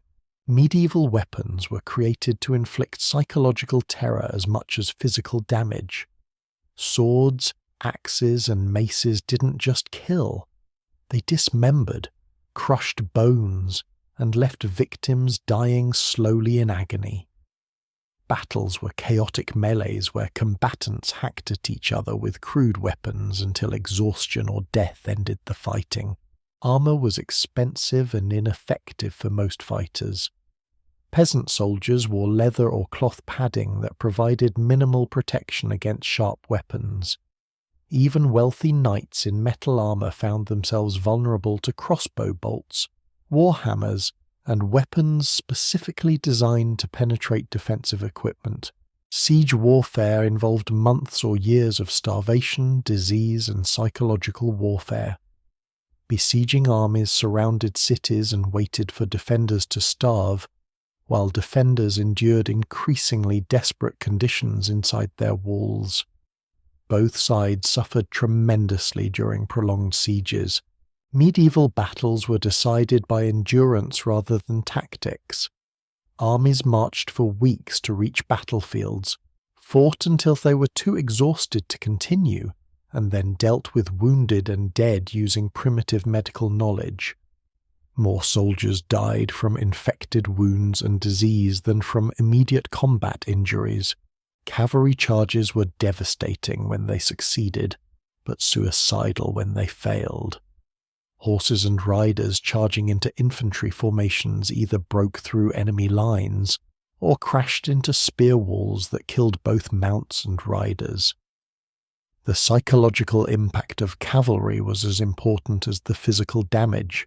Archery was devastatingly effective against unarmored targets, but required years of training to master. Longbowmen could shoot arrows through chainmail and leather armor, but they needed constant practice to maintain accuracy and strength. Crossbows were easier to use, but slower to reload. Combat was intensely personal and brutal. Fighters could see their opponents' faces, hear their screams, and smell their blood. There was no distance, no technology to separate combatants from the immediate reality of killing and dying. Medieval warfare was psychological trauma inflicted with edged weapons. Medical care for wounded soldiers was primitive and often fatal.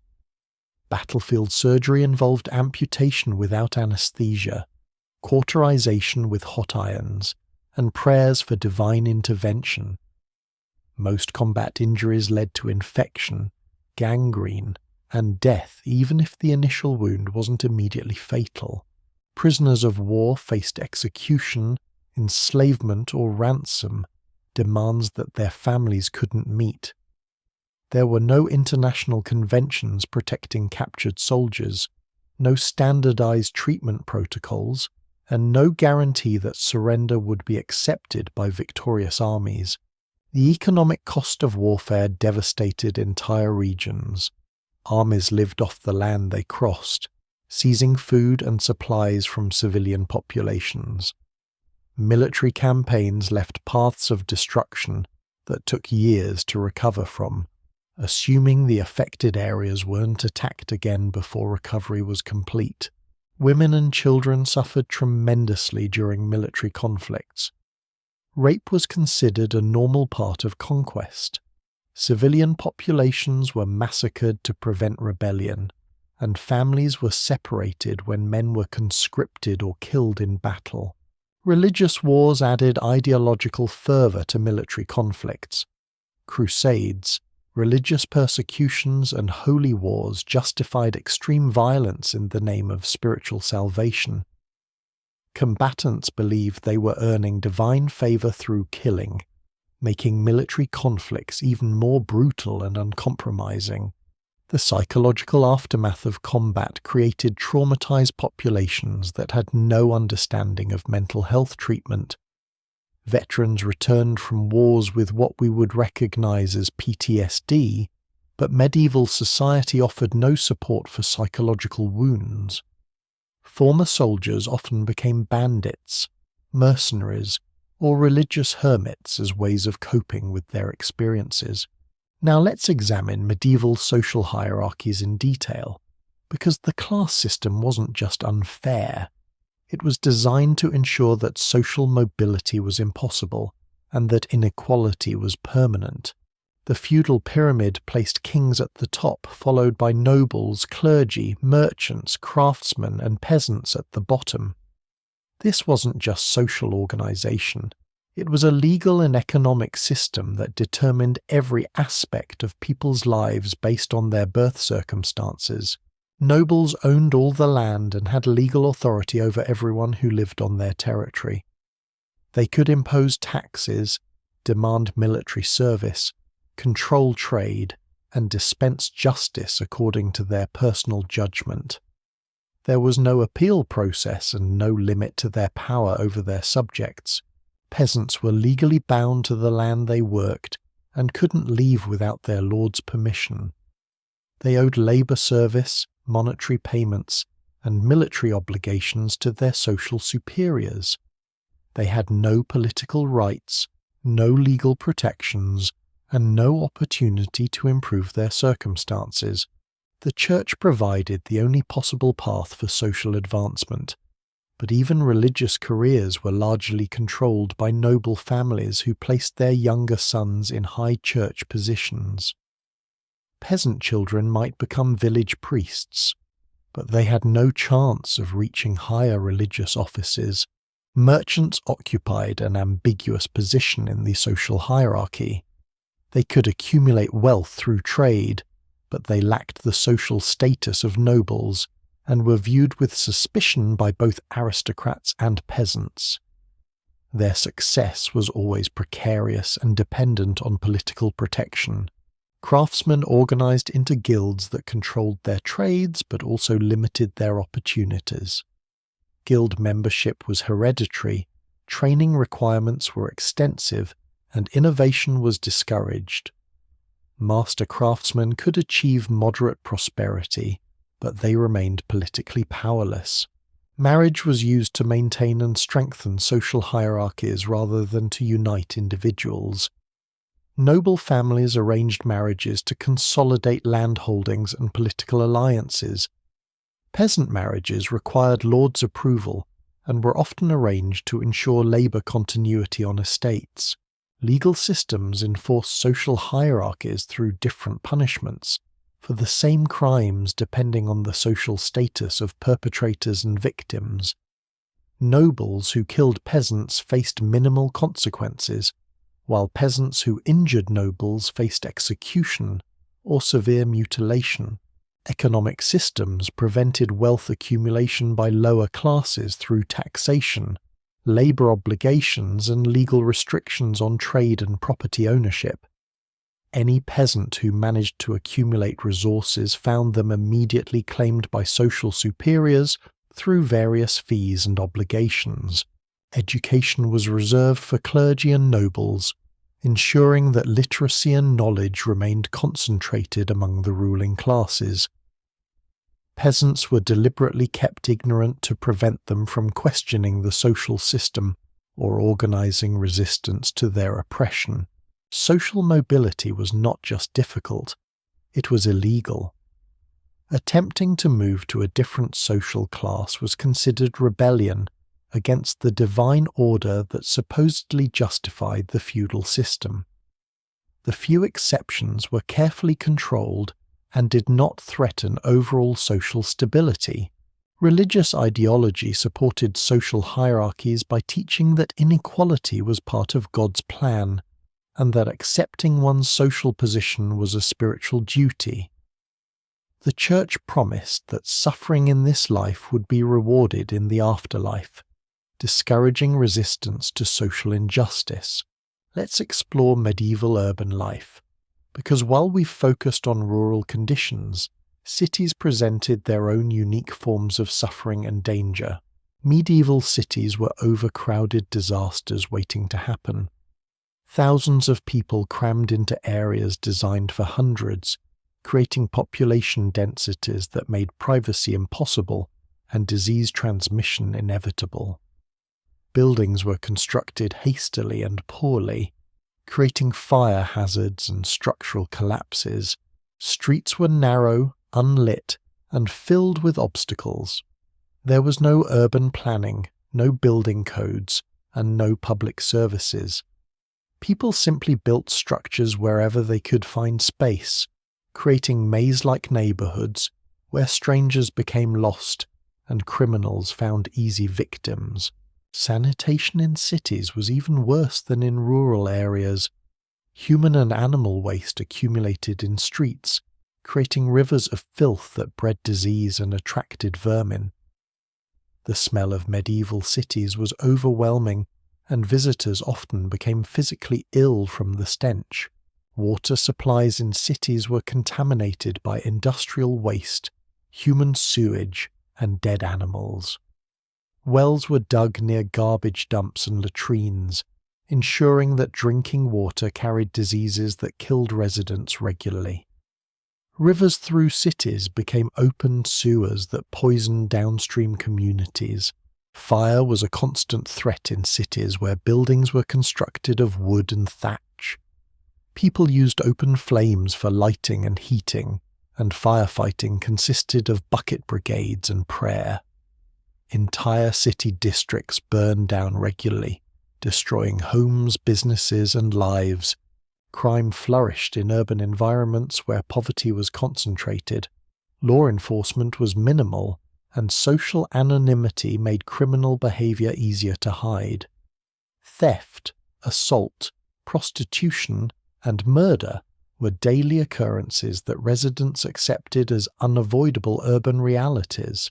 Working conditions in cities were dangerous and unhealthy. Craftsmen worked in poorly ventilated shops with toxic materials, dangerous tools, and no safety regulations. Industrial accidents were common, and occupational diseases shortened workers' lives significantly. Housing in cities was expensive and terrible. Most urban residents lived in single rooms shared with multiple families, paying high rents for spaces that lacked privacy, sanitation, and basic amenities. Landlords exploited tenants mercilessly because housing demand far exceeded supply. Food in cities was more expensive and less fresh than rural food, because transportation and storage problems meant that urban residents ate spoiled or contaminated products regularly. Urban markets were sources of disease transmission, as well as nutrition. Social tensions in cities were intense because different social classes lived in close proximity while maintaining strict hierarchical relationships. The contrast between wealthy merchants and desperate poor people created resentment and conflict that occasionally erupted into riots and violence. Noise pollution in medieval cities was constant and overwhelming. Craftsmen hammered metal, animals made noise, people shouted over crowds, and church bells rang frequently. There was no escape from urban din, contributing to stress and sleep deprivation among residents. Let's examine the role of religion in medieval life more deeply, because the Church's control extended far beyond Sunday services into every aspect of daily existence. Religious authority was absolute and unquestionable. The Church claimed divine mandate to control not just spiritual matters, but also political, economic, and social affairs. Questioning church authority was heresy punishable by torture and execution. Daily life was structured around religious observances that consumed enormous amounts of time and resources. People attended multiple services daily, observed frequent fasting periods, participated in religious processions, and performed prescribed prayers and penances that interrupted work and family time. Religious calendar controlled economic and social activities. Feast days, holy days, and religious seasons determined when people could work, trade, marry, and celebrate. The Church's calendar took precedence over practical considerations like harvest timing or weather conditions. Tithing drained resources from families who could barely survive. 10% of everything produced went to the Church, regardless of family needs or economic circumstances. This taxation supported church luxury while maintaining peasant poverty. Religious education focused on obedience and fear rather than understanding or personal growth. People memorized prayers and catechisms without comprehension, learned to fear divine punishment more than seeking divine love, and accepted religious authority without question. Confession required people to reveal their most private thoughts and actions to priests who used this information to maintain social control. Refusal to confess or inadequate confession could result in denial of sacraments and social ostracism. Religious art and architecture consumed vast resources that could have improved living conditions for common people.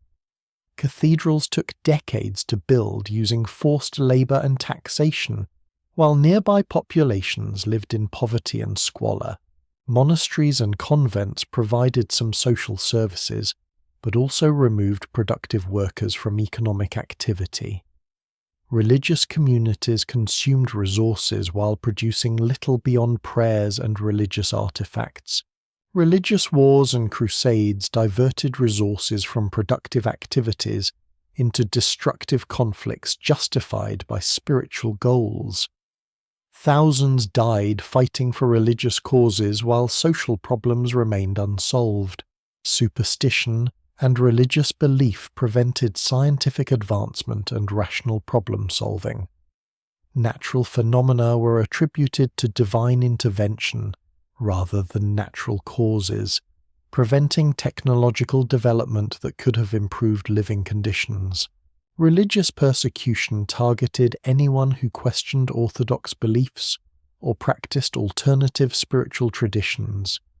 Jews, Muslims, heretics, and accused witches faced torture, execution, and property confiscation in the name of religious purity. The promise of heavenly rewards for earthly suffering discouraged people from working to improve their conditions. Religion taught acceptance of injustice rather than resistance to oppression, maintaining social stability at the cost of human development. Let's examine medieval technology and innovation, because the lack of technological advancement kept people trapped in cycles of suffering that could have been alleviated by basic improvements. Transportation technology was primitive and inefficient. Carts had no suspension, roads were barely passable, and long-distance travel was so difficult that most people never ventured far from their birthplaces. This isolation prevented the spread of knowledge and innovation. Agricultural technology was barely more advanced than ancient methods. Plows were crude, irrigation systems were minimal, and crop selection was based on tradition rather than experimentation. Food production remained precarious despite centuries of farming experience. Construction techniques produced buildings that were cold, damp, and structurally unsound. Architecture prioritized speed and cheapness over comfort and durability, creating homes that provided minimal protection from weather and collapsed frequently. Manufacturing processes were labor-intensive and inefficient. Every product was handmade using techniques that hadn't improved for generations. Quality was inconsistent, production was slow, and innovation was actively discouraged by guild systems.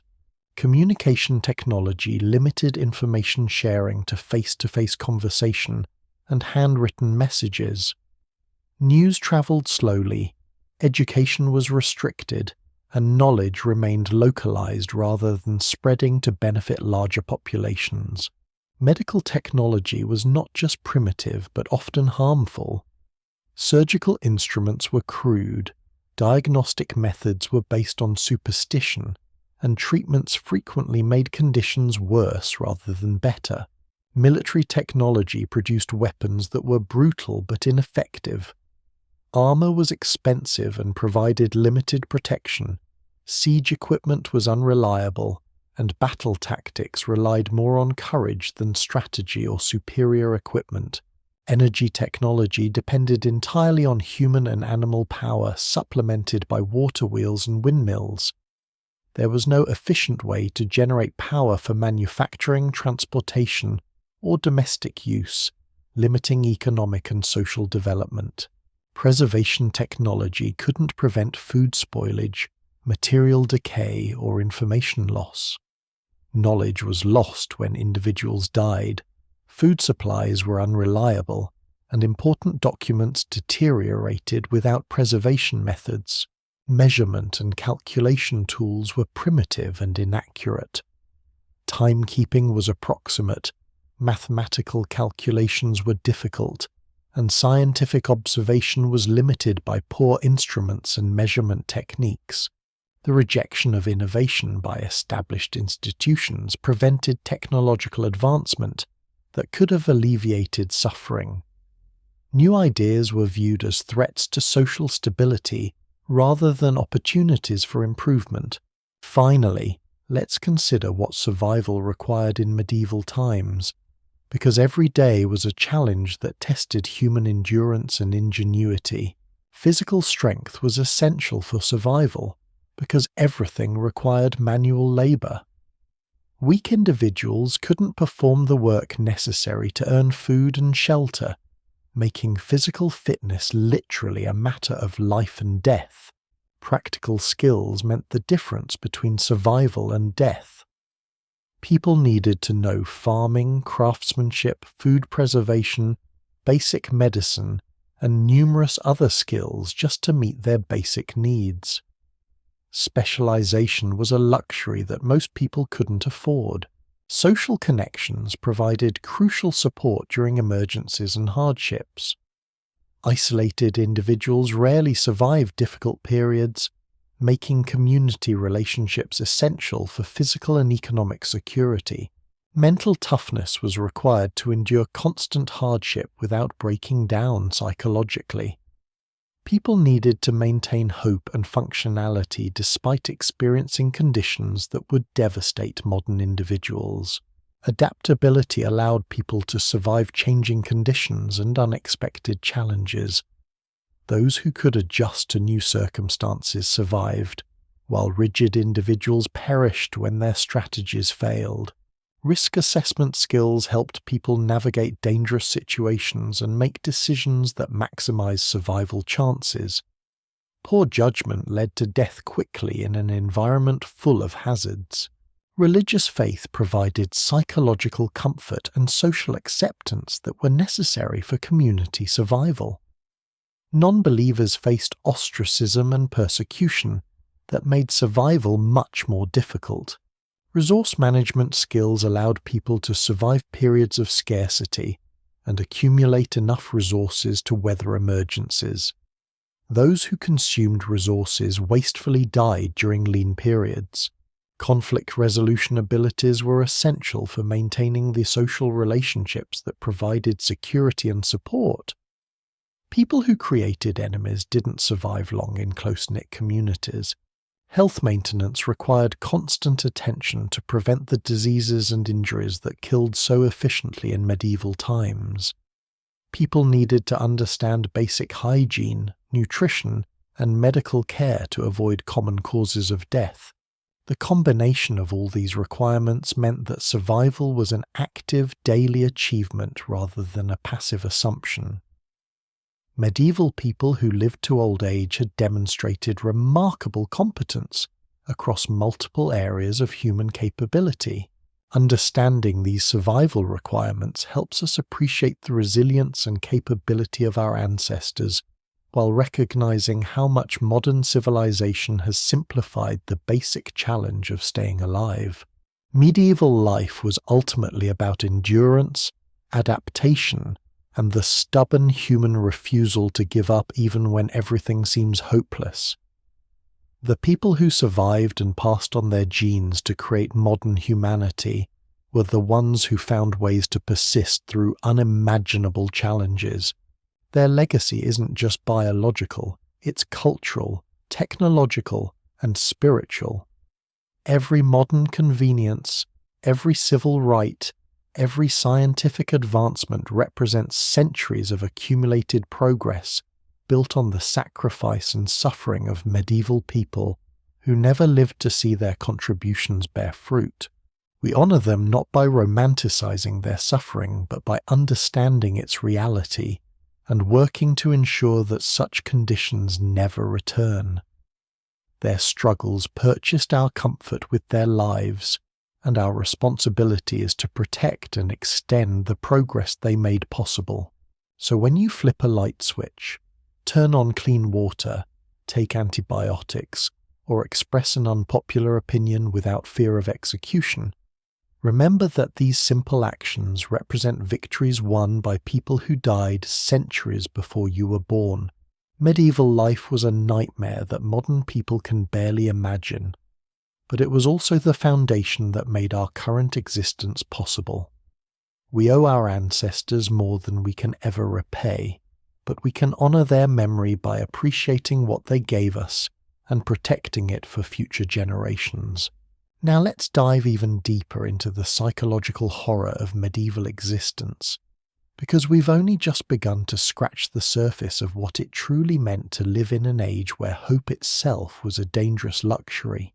The concept of individual identity as we understand it today simply didn't exist in medieval Europe. You weren't a unique person with individual rights, dreams, and aspirations. You were a function, a farmer, a wife, a serf, a vessel for continuing your family line.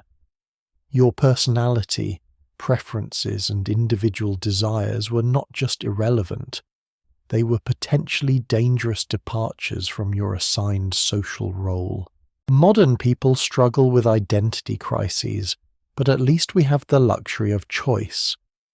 Medieval people had no identity crises because they had no choices. You were born into a role, you lived that role, and you died in that role. The psychological weight of such predetermined existence would crush most contemporary minds within weeks. Privacy, both physical and mental, was an alien concept. You shared your living space with family, animals, and neighbors.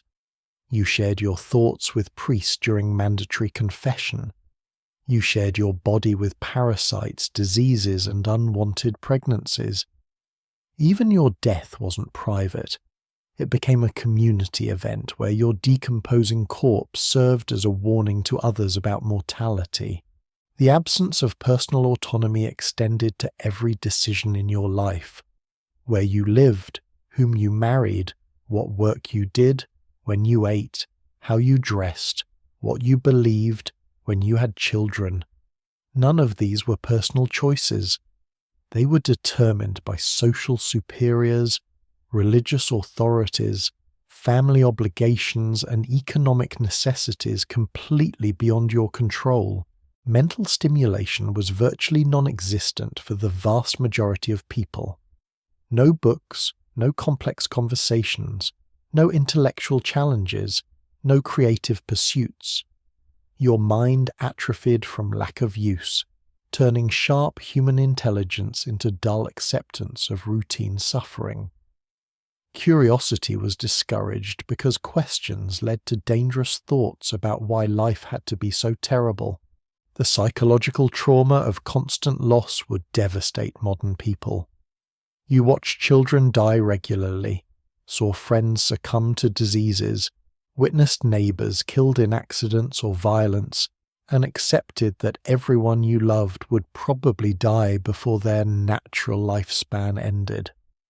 Grief was a permanent state, but you couldn't afford to process it properly because survival required constant attention. Imagine living with the knowledge that pain is normal, suffering is expected, and relief is temporary at best.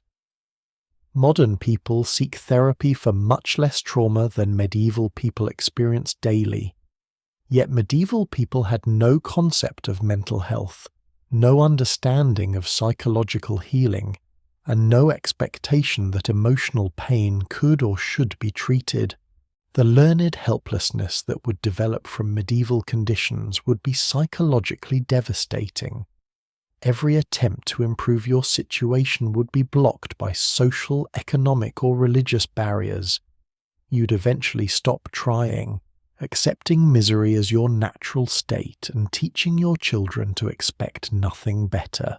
Social isolation within crowded communities created a unique form of loneliness.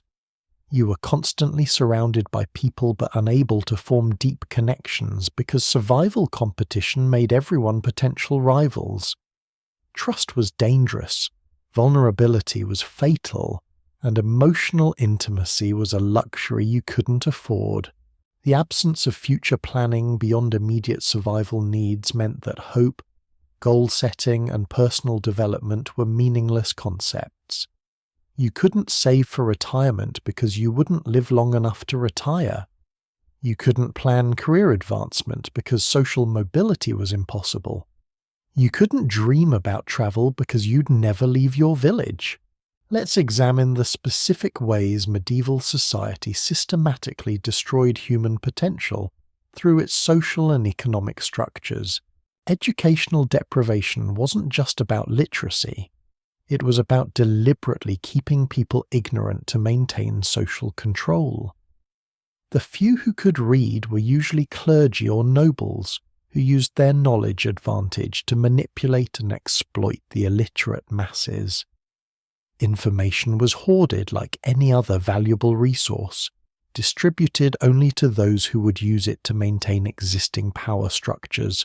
Critical thinking was not just undeveloped but actively suppressed.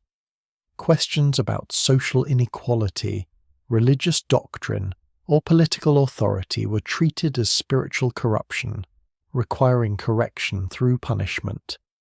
People learned to accept explanations rather than seek understanding, to follow orders rather than make decisions, and to trust authority rather than their own observations. Creativity was channeled into religious expression that served institutional purposes rather than individual fulfillment. Art, music, and literature existed primarily to glorify God and reinforce social hierarchies.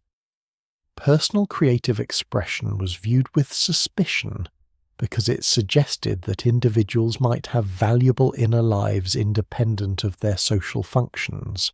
Innovation was systematically discouraged through guild systems, religious oversight, and social pressure to maintain traditional ways. New ideas threatened established interests. So change was resisted even when it could have improved living conditions dramatically. Progress was not just slow, it was actively prevented by people who benefited from existing systems. Economic development was stunted by feudal structures that prevented capital accumulation, entrepreneurship, and market competition.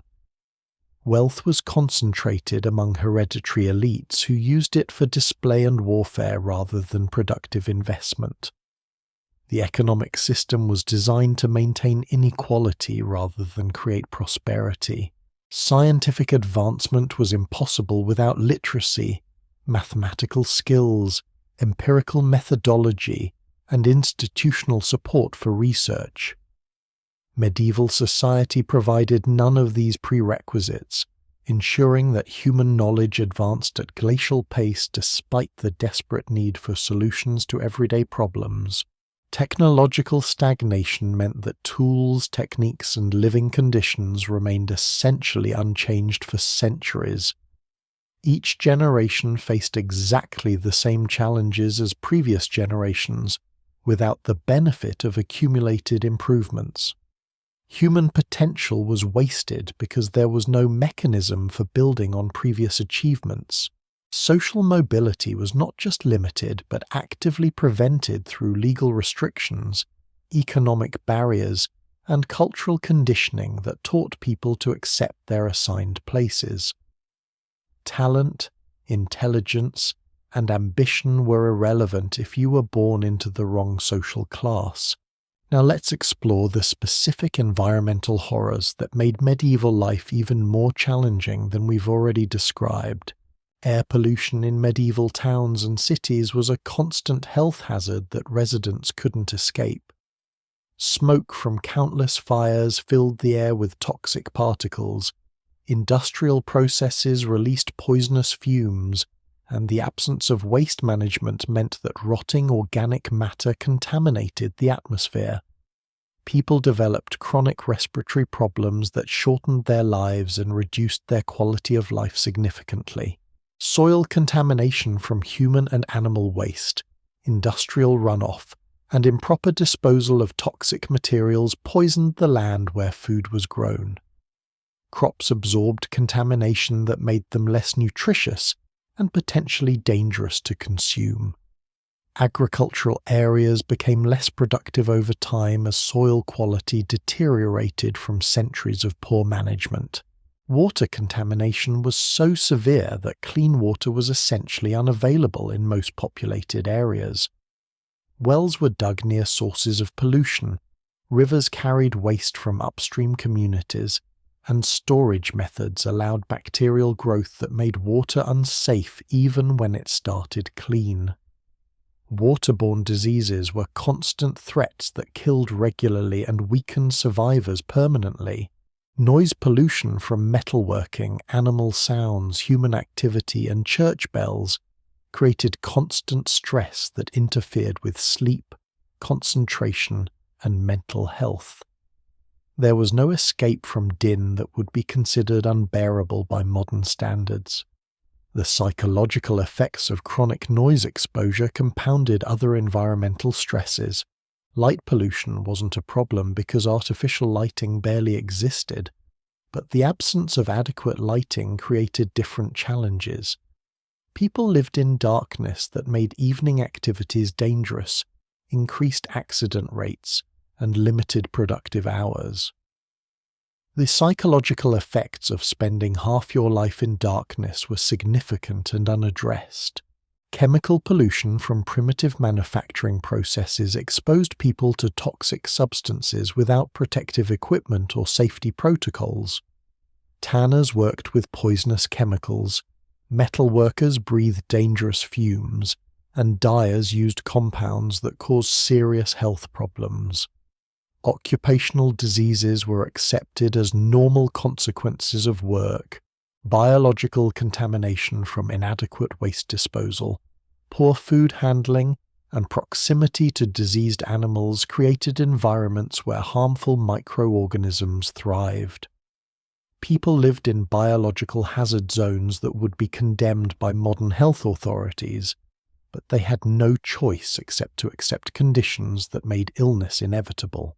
Climate unpredictability made survival planning impossible, because weather patterns could destroy crops, kill livestock, and make travel impossible without warning.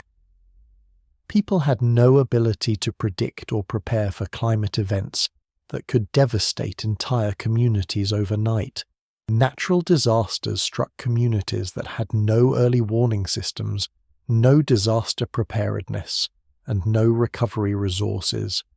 Floods, fires, earthquakes, and storms destroyed years of work in hours, leaving survivors to start over from nothing with no external assistance. Ecosystem destruction from deforestation, overhunting, and poor agricultural practices reduced the natural resources available for survival.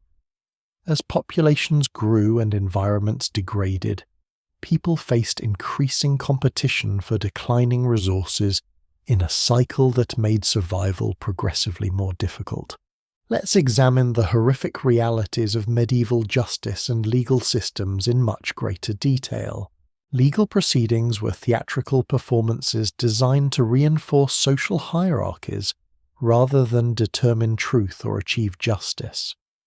The outcome of trials was usually predetermined based on the social status of the participants, with legal rituals serving primarily to legitimize decisions that had already been made by those in power. Evidence collection relied on superstition, social prejudice, and political considerations rather than factual investigation. Accusations alone were often sufficient for conviction, especially when the accused belonged to unpopular groups or had offended powerful individuals. The concept of presumption of innocence didn't exist for common people. Torture was routinely used to extract confessions from suspects who were assumed to be guilty. The process was designed to be so painful that innocent people would confess to crimes they didn't commit just to stop the agony. Confession under torture was considered legally valid proof of guilt. Trial by ordeal subjected accused individuals to potentially fatal tests based on the belief that God would protect the innocent. These procedures killed innocent people regularly while providing religious justification for predetermined verdicts. The survival of accused individuals was often seen as proof of guilt rather than innocence. Witnesses were selected based on social status rather than knowledge of relevant facts. The testimony of nobles outweighed the testimony of commoners regardless of credibility, and the testimony of men outweighed the testimony of women regardless of accuracy. Social hierarchy determined legal truth. Punishments were designed to cause maximum suffering while providing public entertainment. Executions, mutilations, and torture were performed in front of crowds who treated these events as social gatherings.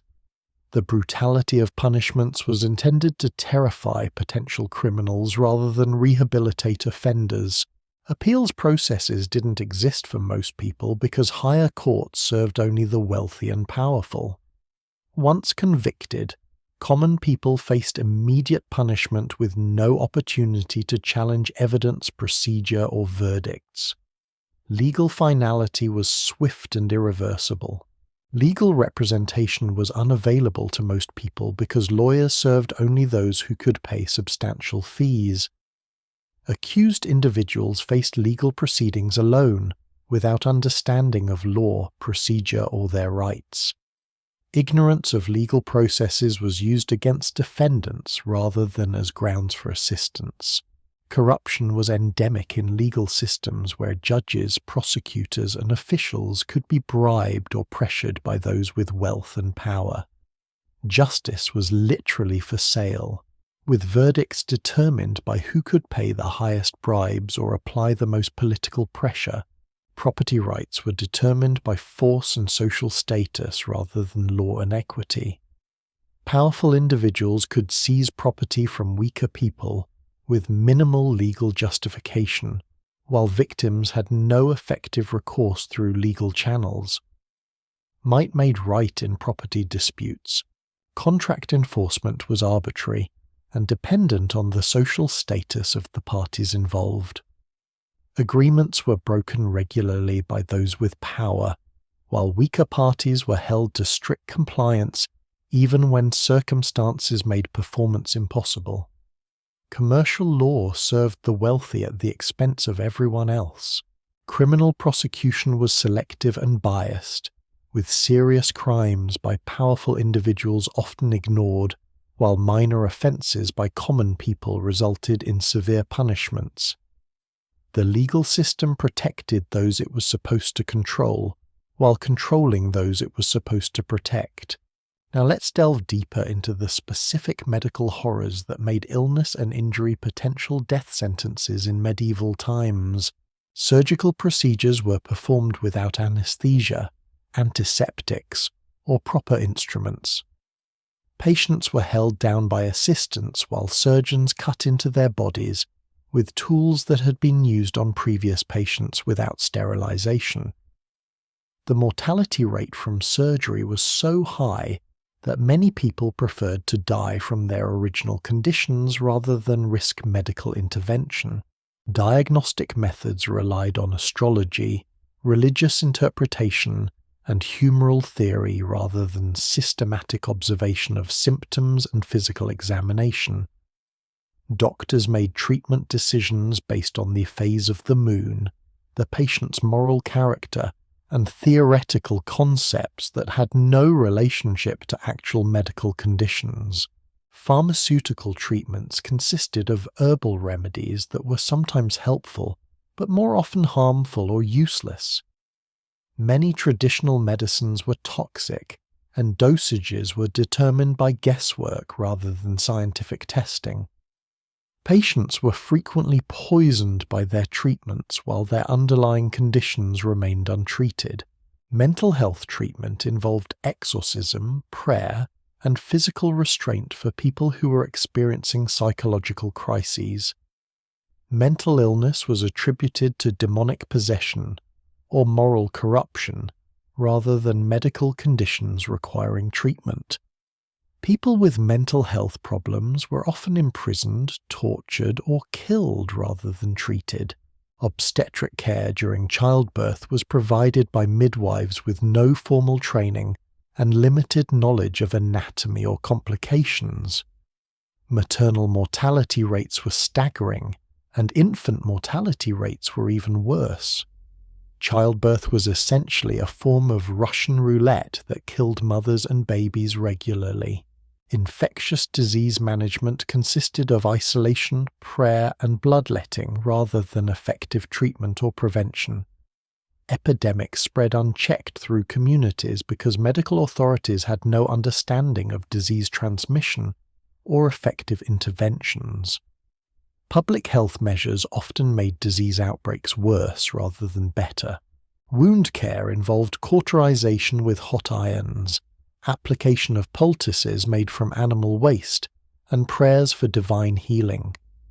Simple cuts and bruises became infected and led to systemic illness that killed people who should have recovered easily. Basic wound management would have saved thousands of lives but wasn't understood. Dental care consisted of tooth extraction with crude tools and no pain relief. Dental problems were considered normal parts of aging rather than preventable conditions requiring treatment. People lived with constant tooth pain because the cure was often worse than the condition. Nutritional medicine was non-existent because the relationship between diet and health wasn't understood. Malnutrition was common even among wealthy people who had access to plenty of food but ate diets that lacked essential nutrients.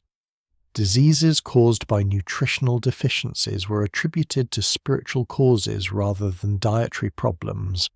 Emergency medical care was unavailable because there were no emergency services, no trained paramedics, and no understanding of trauma medicine. Accident victims often died from injuries that would be easily treatable today because no one knew how to provide immediate medical assistance.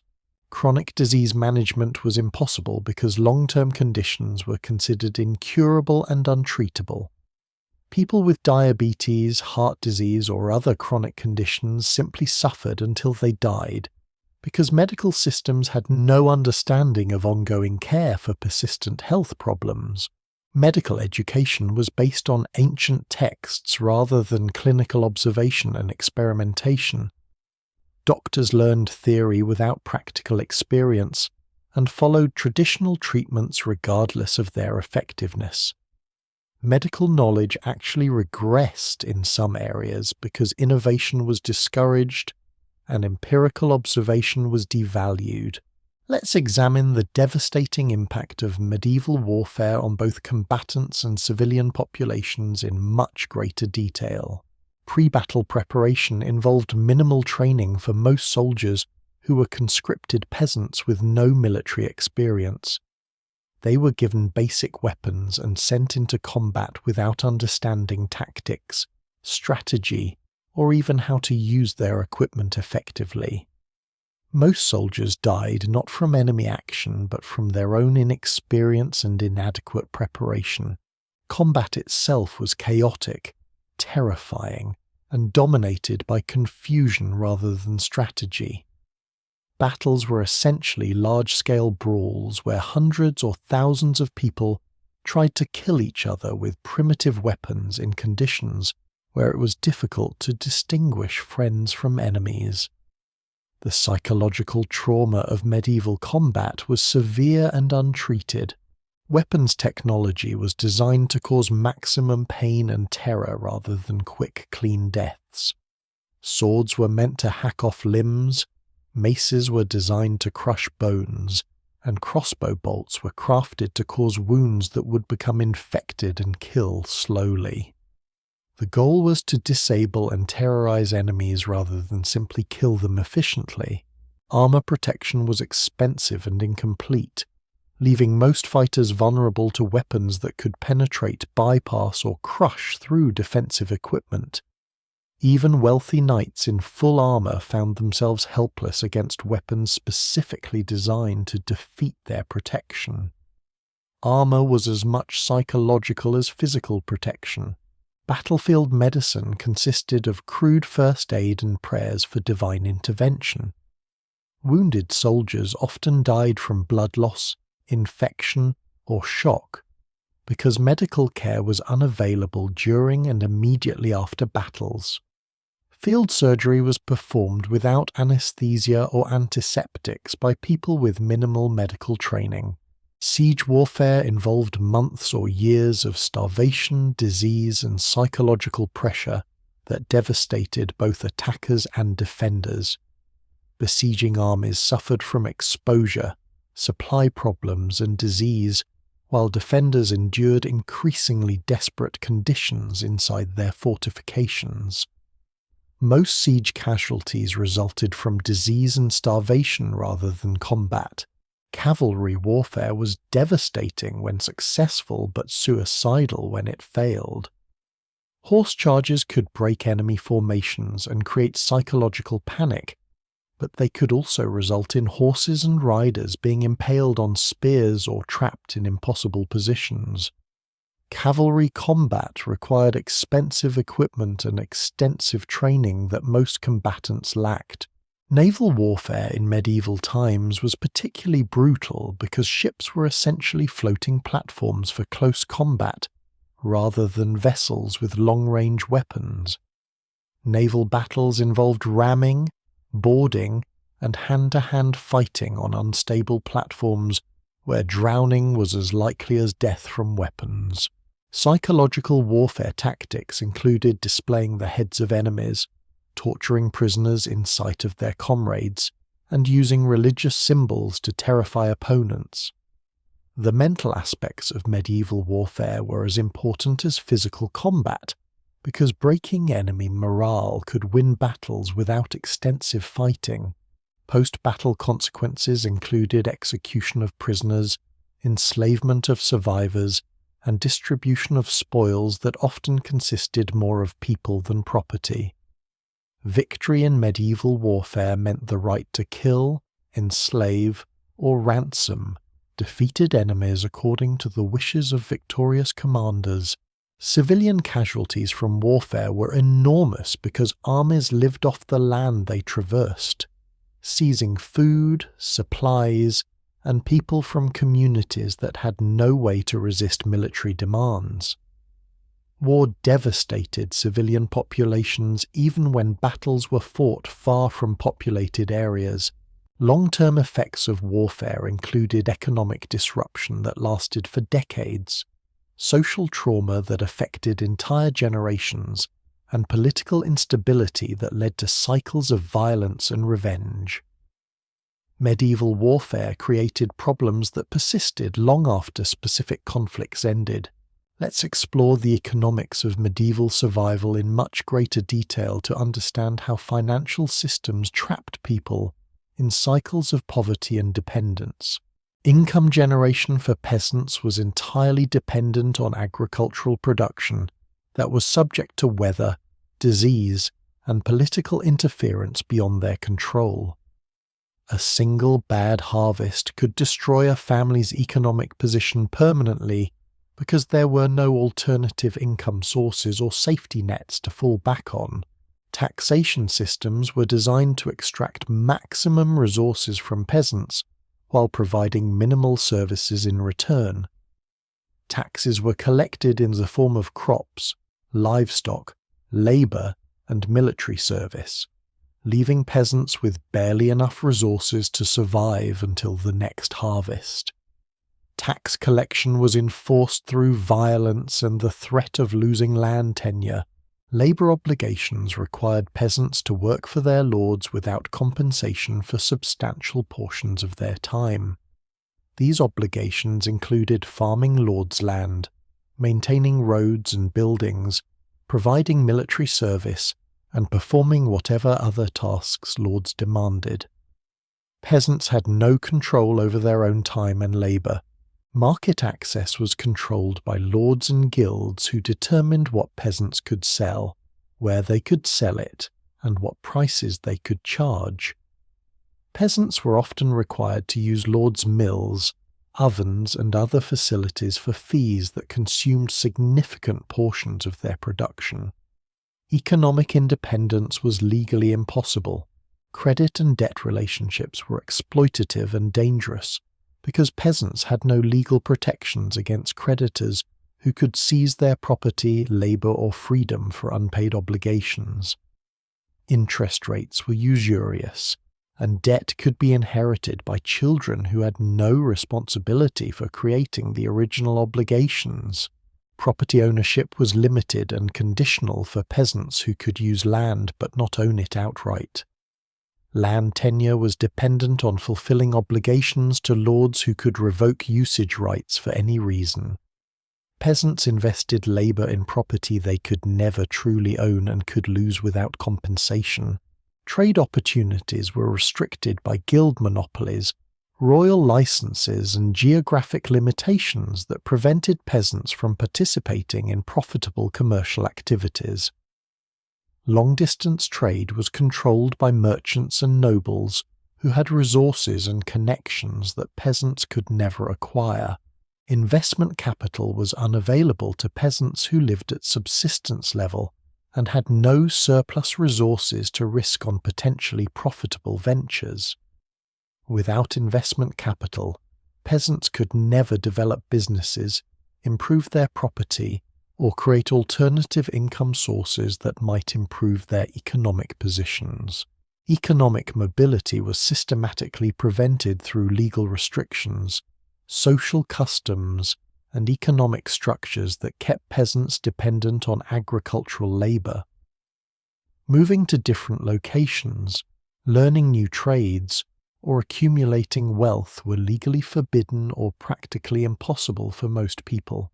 Financial planning was impossible because peasants had no predictable income, no ability to save money, and no understanding of economic principles that might help them improve their situations. They lived from harvest to harvest without any ability to plan for the future or prepare for emergencies. Inheritance systems divided already inadequate resources among multiple heirs, ensuring that each generation started with less than their parents had accumulated. Property fragmentation made farming increasingly uneconomical, while preventing families from building wealth over time. Economic disasters such as harvest failures, livestock diseases, or political upheavals could destroy families instantly because there were no insurance systems, government assistance programs, or alternative income sources to provide assistance during emergencies. Now let's examine the social psychology of medieval communities to understand how interpersonal relationships functioned under such extreme stress.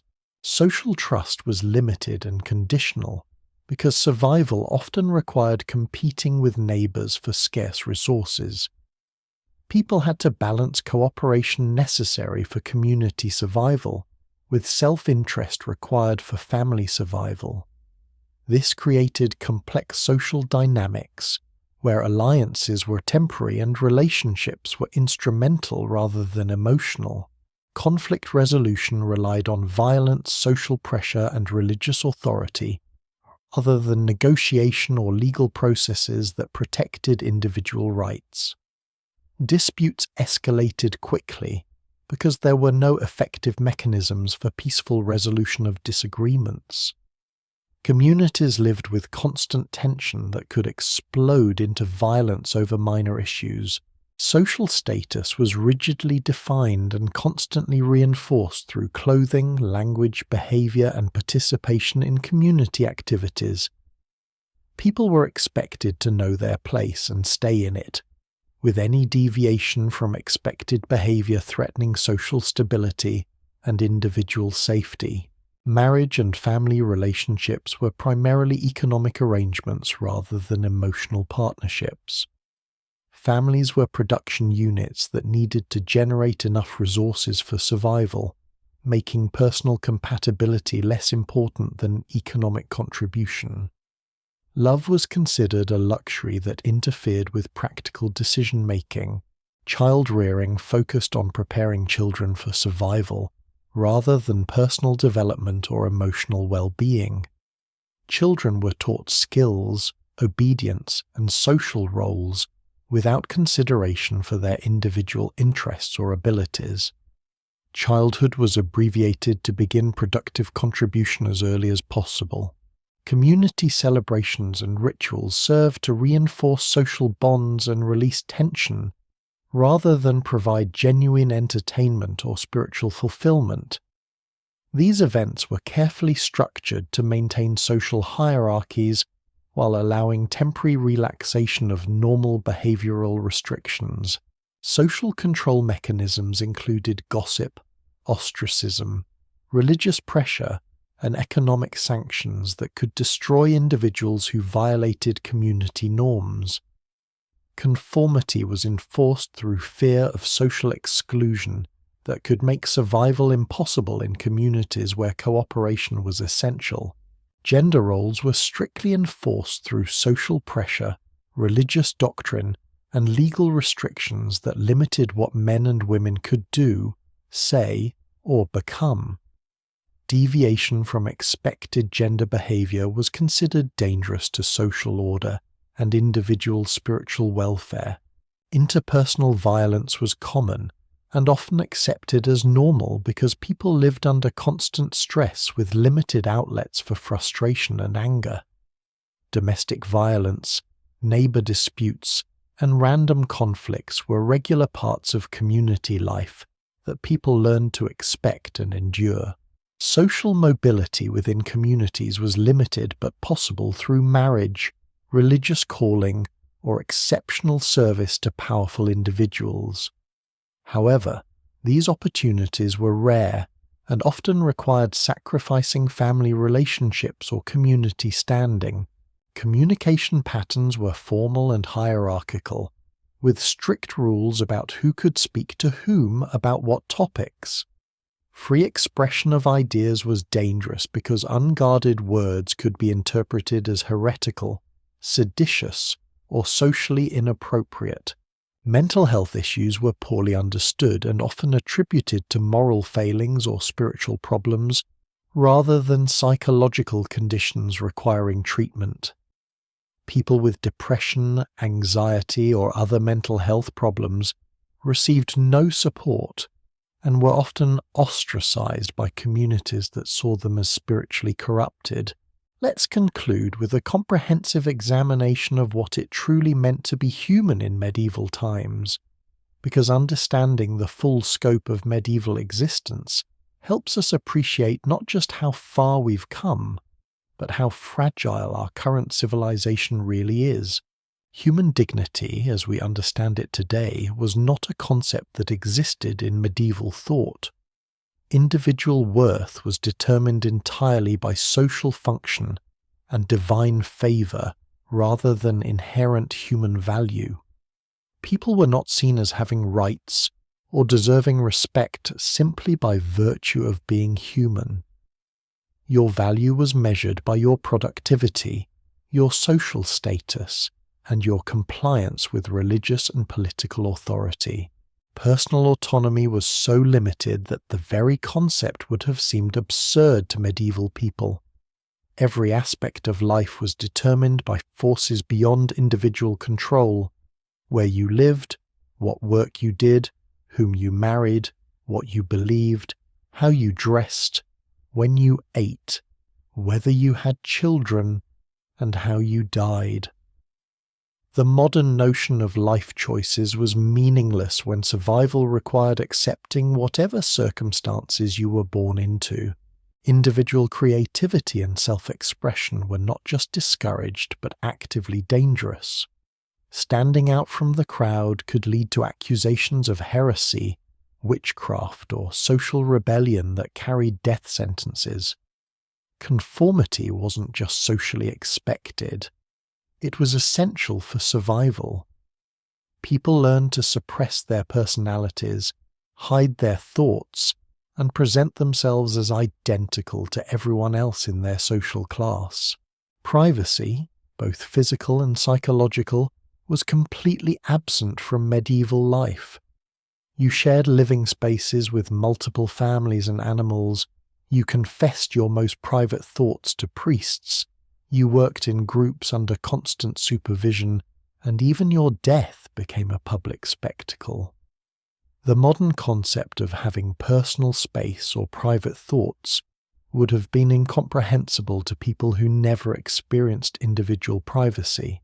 Education and intellectual development were privileges reserved for a tiny elite, leaving the vast majority of people with minds that were never challenged, developed, or stimulated.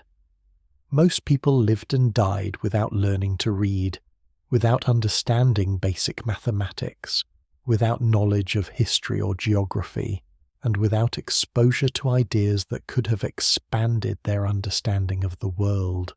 The absence of hope for improvement meant that people lived their entire lives knowing that conditions would never get better.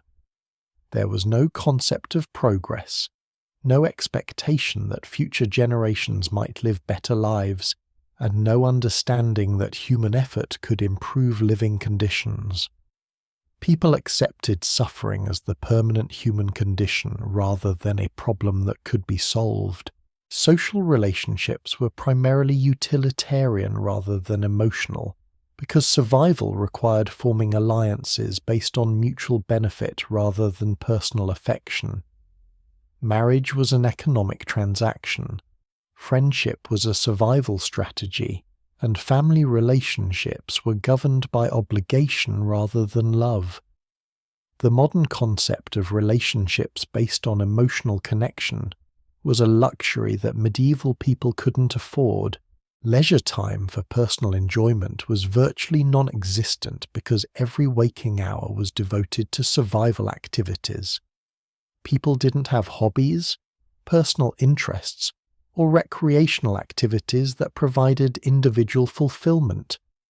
Entertainment was rare, brief, and usually religious or communal rather than personal.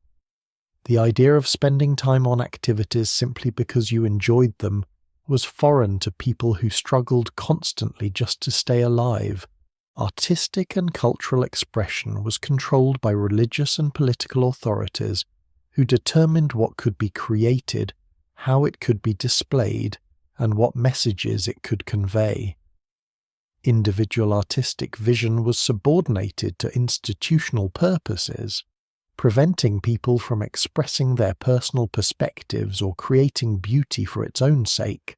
Scientific curiosity and rational inquiry were suppressed because questioning established beliefs was considered spiritually dangerous and socially disruptive. People were taught to accept explanations rather than investigate phenomena, to trust authority rather than their own observations, and to fear knowledge that might challenge religious or political orthodoxy. Geographic mobility was so limited that most people never travelled more than a few miles from their birthplace, making them prisoners of their local circumstances. They never saw different landscapes, experienced different cultures, or encountered ideas that might have broadened their perspectives. Their entire universe consisted of a few square miles of familiar territory. Technological limitations meant that people lived with tools, techniques, and living conditions that hadn't improved for centuries. Each generation faced exactly the same challenges as their parents and grandparents, without the benefit of accumulated improvements. Human ingenuity was wasted because there was no mechanism for innovation or progress. The constant presence of death made it impossible to form deep emotional attachments or long-term plans, because everyone you loved was likely to die prematurely from disease, accident, or violence. People learned emotional detachment as a survival mechanism, but this also prevented them from experiencing the full depth of human relationships and connections. Physical pain was a constant companion that people simply endured because effective pain relief didn't exist. Headaches, toothaches, joint pain, and chronic conditions were accepted as normal parts of life, rather than problems that could be treated. People lived with levels of physical discomfort that would be considered unbearable today. Mental health problems were not recognized or treated, leaving people with depression, anxiety, and other psychological conditions to suffer in isolation. The stigma attached to mental illness meant that people couldn't seek help or support, and symptoms were often attributed to moral failings or spiritual corruption rather than medical conditions.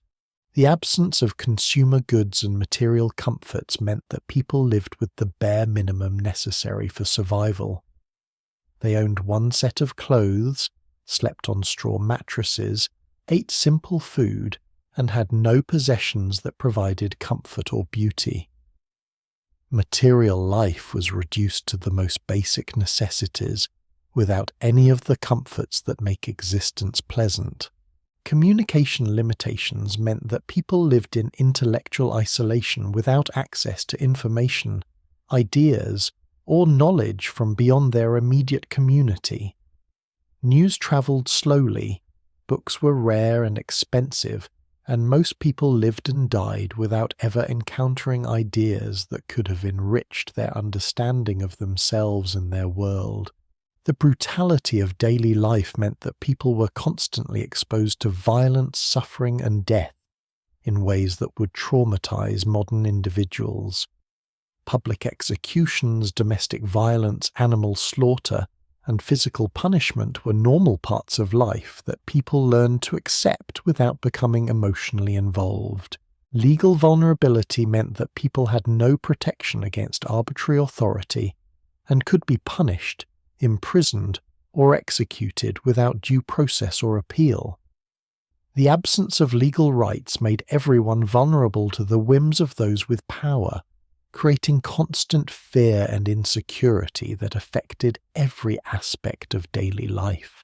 Economic exploitation was so systematic and thorough that people never had the opportunity to accumulate resources, improve their conditions, or provide better lives for their children.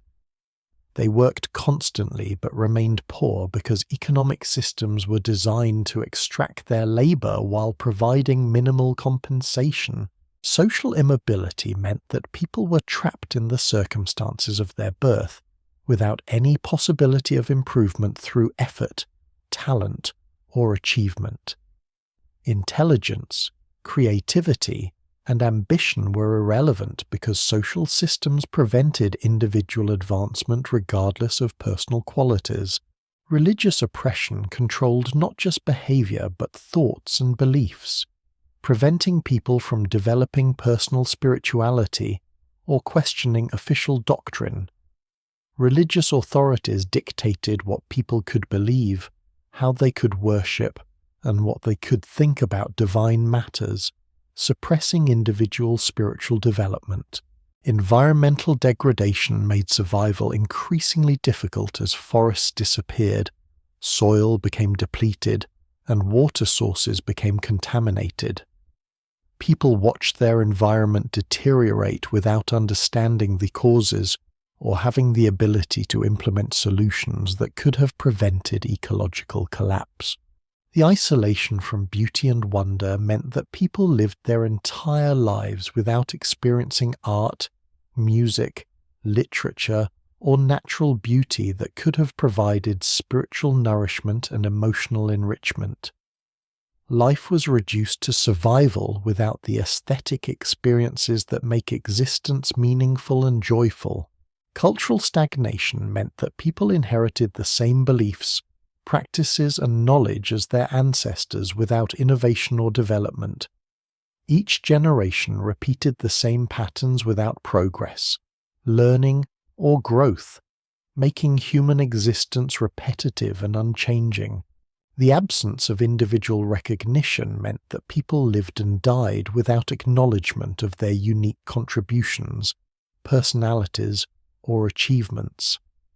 They were anonymous members of social groups rather than individuals with distinct identities and personal worth. Despite all these limitations and sufferings, medieval people demonstrated remarkable resilience, creativity, and humanity within the constraints of their circumstances. They found ways to love, laugh, create, and hope even when their conditions seemed hopeless. They maintained communities, preserved knowledge, and gradually laid the foundations for the progress that would eventually improve human conditions. Their struggles were not meaningless suffering, but the price paid for the gradual development of civilization. Every modern convenience, every civil right, every scientific advancement, and every improvement in human conditions was built on the sacrifice and endurance of medieval people who never lived to see their contributions bear fruit. We honor them not by romanticizing their suffering, but by understanding its reality and working to ensure that such conditions never return. Their struggles purchased our comfort with their lives, making us inheritors of progress that cost generations of human suffering to achieve. When you enjoy clean water, effective medicine, personal freedom, educational opportunities, or any of the countless benefits of modern life, remember that these privileges were earned by people who lived and died in medieval conditions, while slowly, painfully, gradually building the foundations of our current civilization. Their legacy is not just the civilization they helped create, but the demonstration that human beings can endure unimaginable hardship while maintaining dignity, community, and hope for future generations.